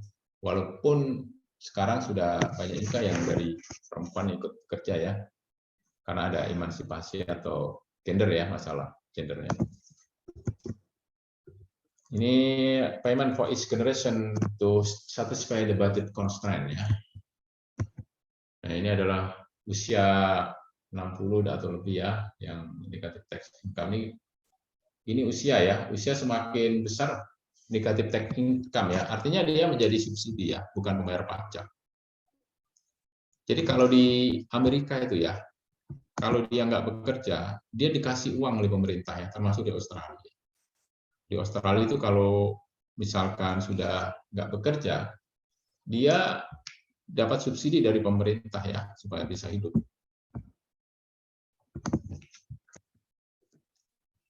Kalau 70 tahun mil ya, ini kalau di Amerika ya. Net tax payment as smaller for women at all age. This gap arises because of lower earnings and longer life expectancy. Future generations are hit every hard by current policies. Men will pay nearly 362,000 ya, more in taxes than they collect in benefits. Di perempuan hanya 159 ya, jadi separuhnya ya. Ini generasi yang akan datang ya. Oke. Ini contoh yang ada di Amerika. Ini generational counting ya. The United States has one of the largest generational imbalance in the world, meaning that taxes will need to be raised much more in relative term on future generation. Jadi memang kecenderungan menaikkan pajak ini bukan hanya di Indonesia ya. Kemarin kan Bu Sri Mulyani mengatakan ada kenaikan PPN di Amerika juga gitu ya. Ini untuk menutupi yang namanya defisit tadi ya. Shows the cuts in government transfers that would be necessary to achieve generational budget balance ya, untuk menyeimbangkan tadi ya. Kalau di Argentina itu 11% ya, Australia 9,1, Austria gede ya. Ini Indonesia nggak ada ya, sayang Indonesia nggak masuk ya.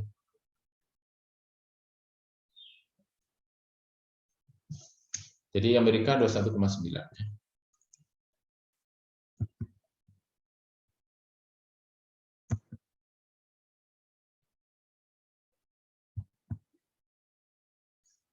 Ini menarik Thailand ya, minus besar ya. Jadi Thailand itu already taxing current generation more heavily than future generation. Ini menunjukkan apa? Menunjukkan bahwa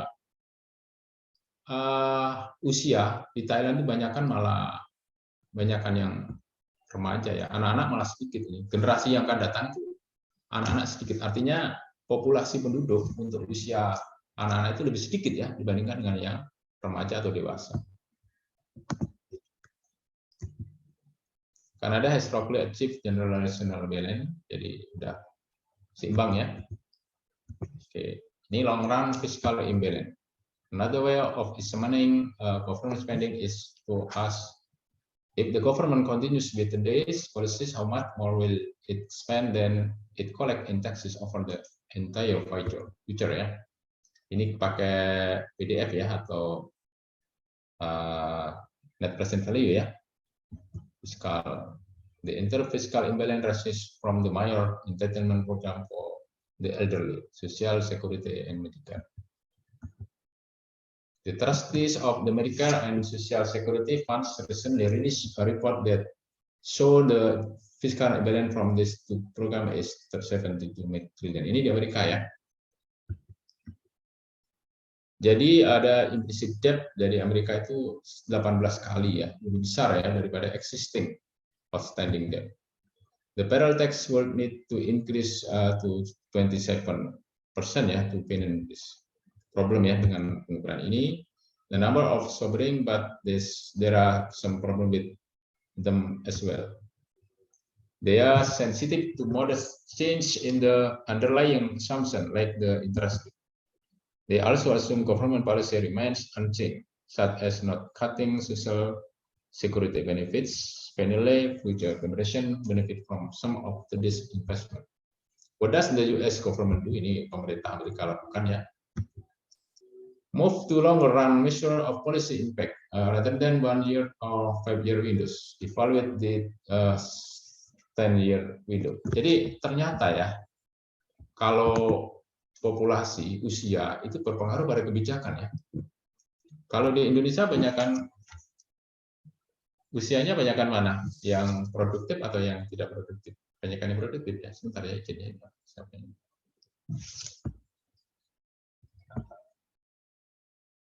Iya, maaf siapa?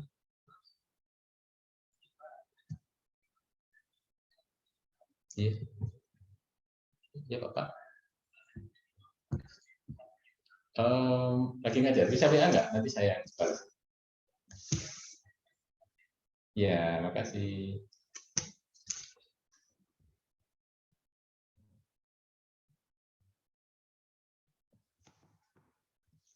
Oke, saya lanjut ya.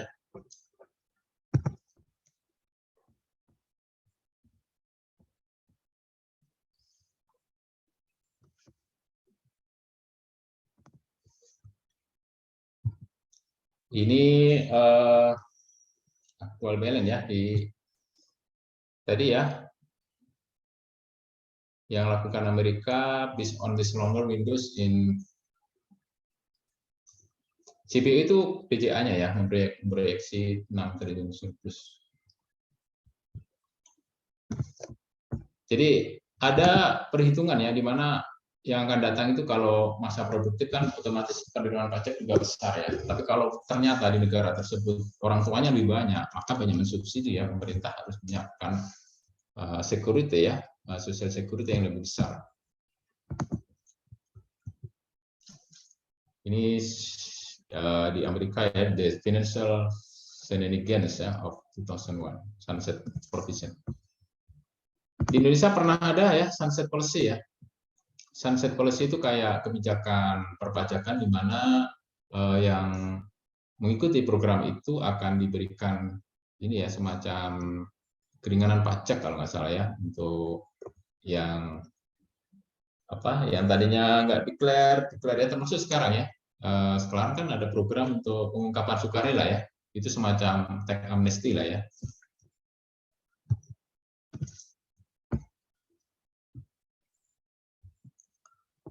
Baik, ini nanti saya ini ya, saya share ya. Saya mau ini international capital market, ini Ricardian equivalent. Ini terkait dengan David Ricardo ya, equivalentnya. Saya akan jelaskan sedikit tentang ini ya, Indonesia ya sedikit ya. Jadi stop share dulu. Jadi di Indonesia ini ada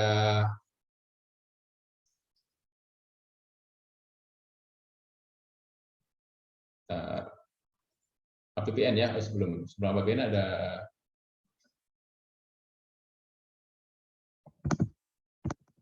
Oke, apakah bisa dilihat di layar APBN? Bisa, Pak. Nah, ini nanti saya share kepada kalian, tolong dipelajari ya. Tadi ada di bawah ada asumsi ekonomi makro, kemudian di sini ada keseimbangan primer dan sebagainya ya. Nah, ini kalau kita kan ngajunya APBN kan dari undang-undang ya. Ini kebetulan di tahun 2001. Ini ada pengertian ya, nanti dibaca ya. Lima negara dan seterusnya. Pemerintah pusat ini cuman berapa halaman ya? 100 1 ya, sedikit ya. Kalau masih di bawah 200 sedikit ya. Nanti tolong dipelajari ini tentang APBN kita ya.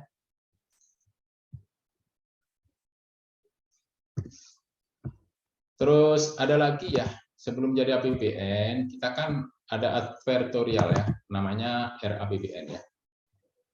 Nah,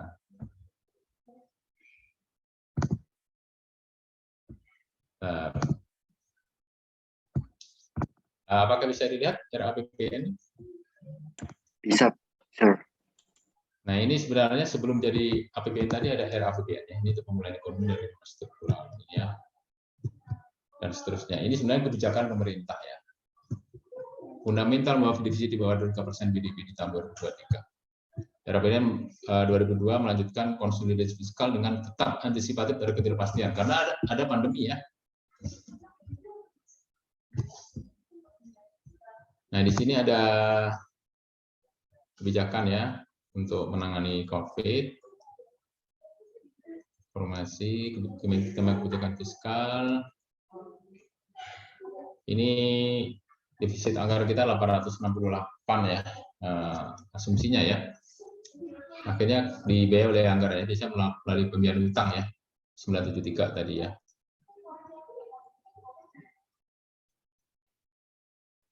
Jadi penerimaan negara paling besar itu pajak ya. Pajak yang paling gede itu PPN dan BPH ya, yang lain kecil ya. Baik, sampai di sini ada pertanyaan, ada pernyataan. Saya izin ngisi portal dulu ya sedikit sebentar ya, supaya nggak terlewat. Silahkan, kalau ada ya. Izin Pak. Siapa ini? Rizky Pak. Oke, Rizky silakan. Mahangga, kalau Kita kan lagi bahas APBN ya Pak sekarang Pak. ya, betul. Jadi seperti yang kita tahu bahwasanya itu dalam porsi APBN kan ada subsidi-subsidi yang disalurkan kepada masyarakat Pak. Nah, berdasarkan berita beberapa hari lalu kan ada penghentian subsidi atas bahan bakar minyak jenis Pertamax sejak 1 April kemarin Pak. Nah, menurut Bapak sendiri, pemerintah itu sebenarnya lebih mempertimbangkan subsidi atau menyeimbangkan defisit APBN dengan menghilangkan subsidi atau mengambil kebijakan subsidi untuk mensejahterakan rakyat Pak. Soalnya kan saya sedikit bingung Pak untuk kebijakan ini karena masyarakat kan baru mulai pulih gitu Pak dari kesulitan selama masa pandemi Pak. Menurut Bapak gimana Pak? Oke. Ini memang pilihan ya. Kan namanya anggaran kan terbatas ya. Rizky ya, tentu ada prioritas mana yang harus didulukan di sana ya. Nah, ada pilihan ya dari pemerintah ya untuk mengurangi subsidi ya, masuk BBM ini. Imbasnya apa kalau dikurangi? Kemungkinan akan dibebankan konsumen. Konsumennya siapa? Masyarakat. Masyarakat siapa ya? Kita ya. Kalau nanti BBM subsidinya dikurangi, harganya naik pertama ya, terutama ya. Nah, tentu menimbulkan efek domino ya.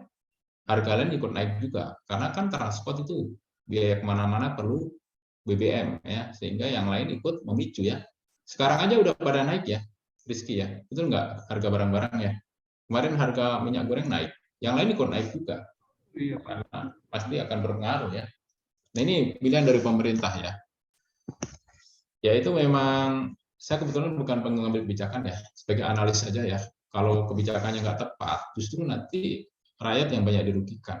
Harusnya kalau subsidi yang tepat sasaran ya, kalau untuk ini ya dibatasi aja, misalkan BBM ya, untuk yang mobil, yang untuk jenis tertentu nggak boleh Pertalite kan untuk subsidi ya, harus Pertamax misalkan gitu ya. Nah ini masih boleh saja, jadi di masyarakat susah juga ngontrol ya. Harusnya ada inilah kategori seperti itu.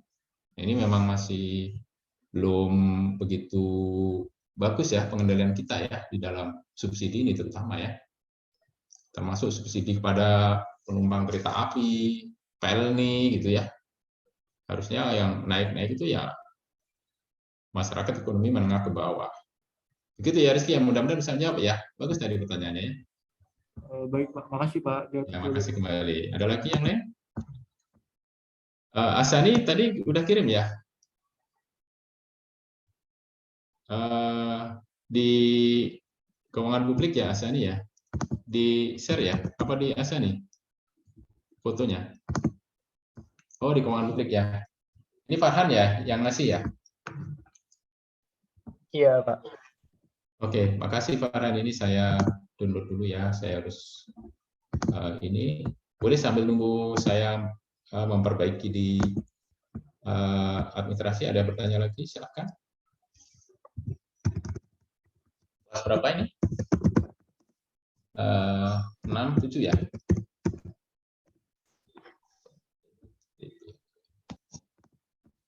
Ada lagi yang lain?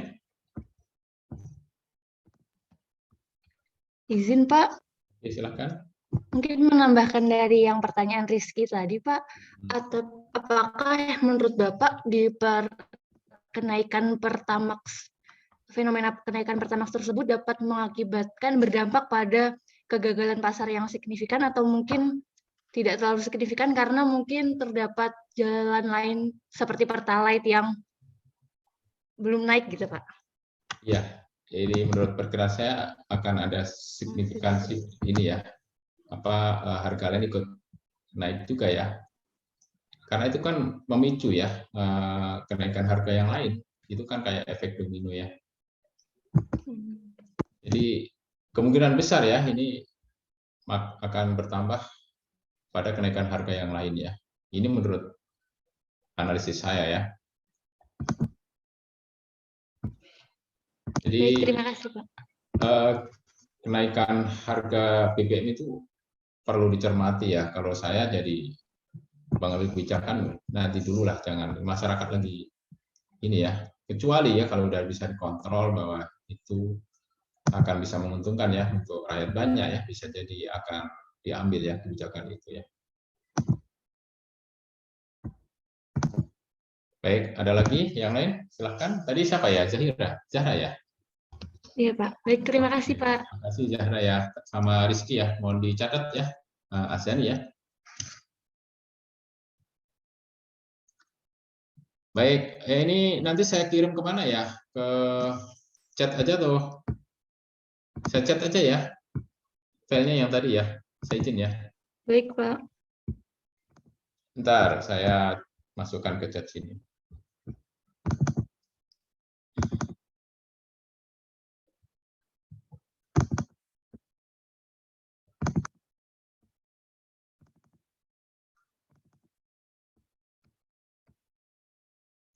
Apakah sudah masuk di Gruber yang chapter 4?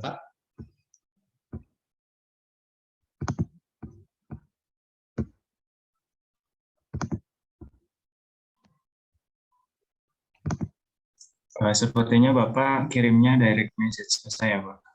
Oh Yerisco ya. Yerisco tolong di-share ya ke teman-teman ya. Maaf ya Yerisco. Oh iya Pak, baik Pak. Iya Pak. Oh, iya maaf, kenapa kok nggak bisa semuanya ya Yerisco ya. Maaf Yerisco, minta tolong. Siapa?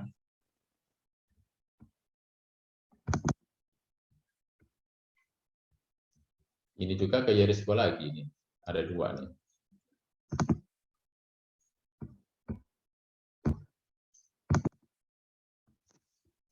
Ada 3 Yerisco. Nah, tolong ya nanti di-share ke teman-teman ya.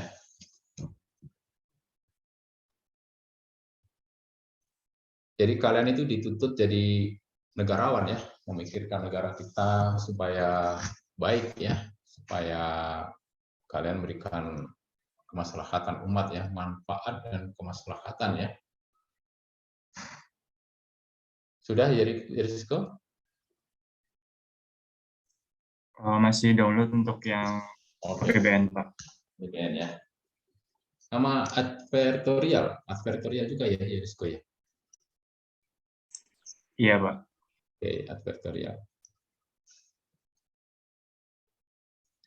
Zahra, saya mau nanya, untuk kenaikan pertama dari berapa ke berapa ya rencananya? Dari 9.000, kalau tidak salah 9.000-an sampai 12.000. 12.000. Iya, itu kalau itu memang untuk mengurangi subsidi ya, langkah pemerintah ya, karena kalau enggak APBN bisa jebol ya untuk biaya subsidi ya. makanya dibebankan ke konsumen ya. Cuman nanti berimbas kepada kenaikan harga yang lain. Untung yang Pertalite nggak naik ya, Pertalite nggak naik ya, Zahra ya. Tidak naik, Pak. Oke, karena itu yang dapat subsidi yang untuk rakyat. Harusnya dibatasi itu di lapangan, mobil ya, yang tipe ini harusnya pertama gitu ya. Sementara di lapangan ya masih menggunakan Pertalite juga ya mobil tertentu. Kalau saya biasanya kalau sudah seperti itu, kalau naik mobil saya menggunakan Pertamax ya, walaupun harganya lebih mahal ya. Karena memang untuk biar tepat sasaran aja. Bukan berarti saya merasa kaya, bukan ya, tapi itu biar pas gitu ya. Jadi untuk hal-hal tertentu harus tahu inilah pada tempatnya begitu ya. Kalau dulu mungkin ya kalau masih belum istilahnya secara finansialnya masih kurang ya kita berupaya ya untuk mencari yang termurah. Tapi sekarang kan harus sekarang maksudnya kalian nanti pada waktunya ya, insya Allah ya. Ada saatnya ya di mana kalian akan mengalami yang namanya financial freedom ya. Sudah ya Rizko dari share ke teman-teman semua? Masih download? Mohon maaf Pak, sinyal saya sebenarnya kurang bagus Pak lagi download. Oke, saya coba cek ininya ya. Satu lagi ke everyone. Everyone. Yang masih kurang apa ya? Yang advertorial ya? Iya Pak, UU APBN sama advertorial. Ini udah saya share ke everyone ini yang advertorial. UU APBN sudah belum? Belum Pak. Oke, UU APBN juga ya. Sudah share ke setiap orang nih, sudah dilihat bisa? Oh ya, terima kasih ya Pak. Oke, makasih kembali. Bisa di-download ya. Ini belum saya matikan, takutnya kalau saya matikan nggak bisa download kalian.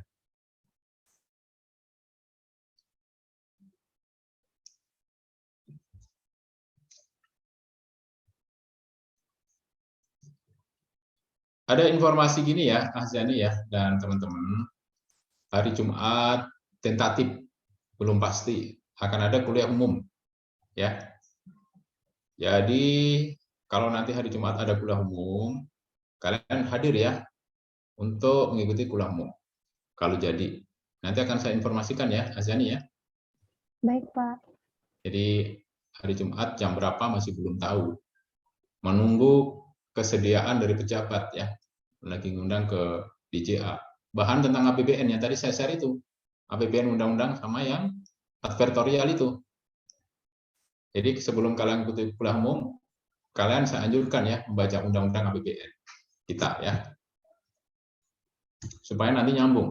Nah, nanti waktu kuliah umum, tolong ya Azani ya. Yang nanya, yang aktif tetap kalian catat ya. Jadi biar ada record. Begitu ya.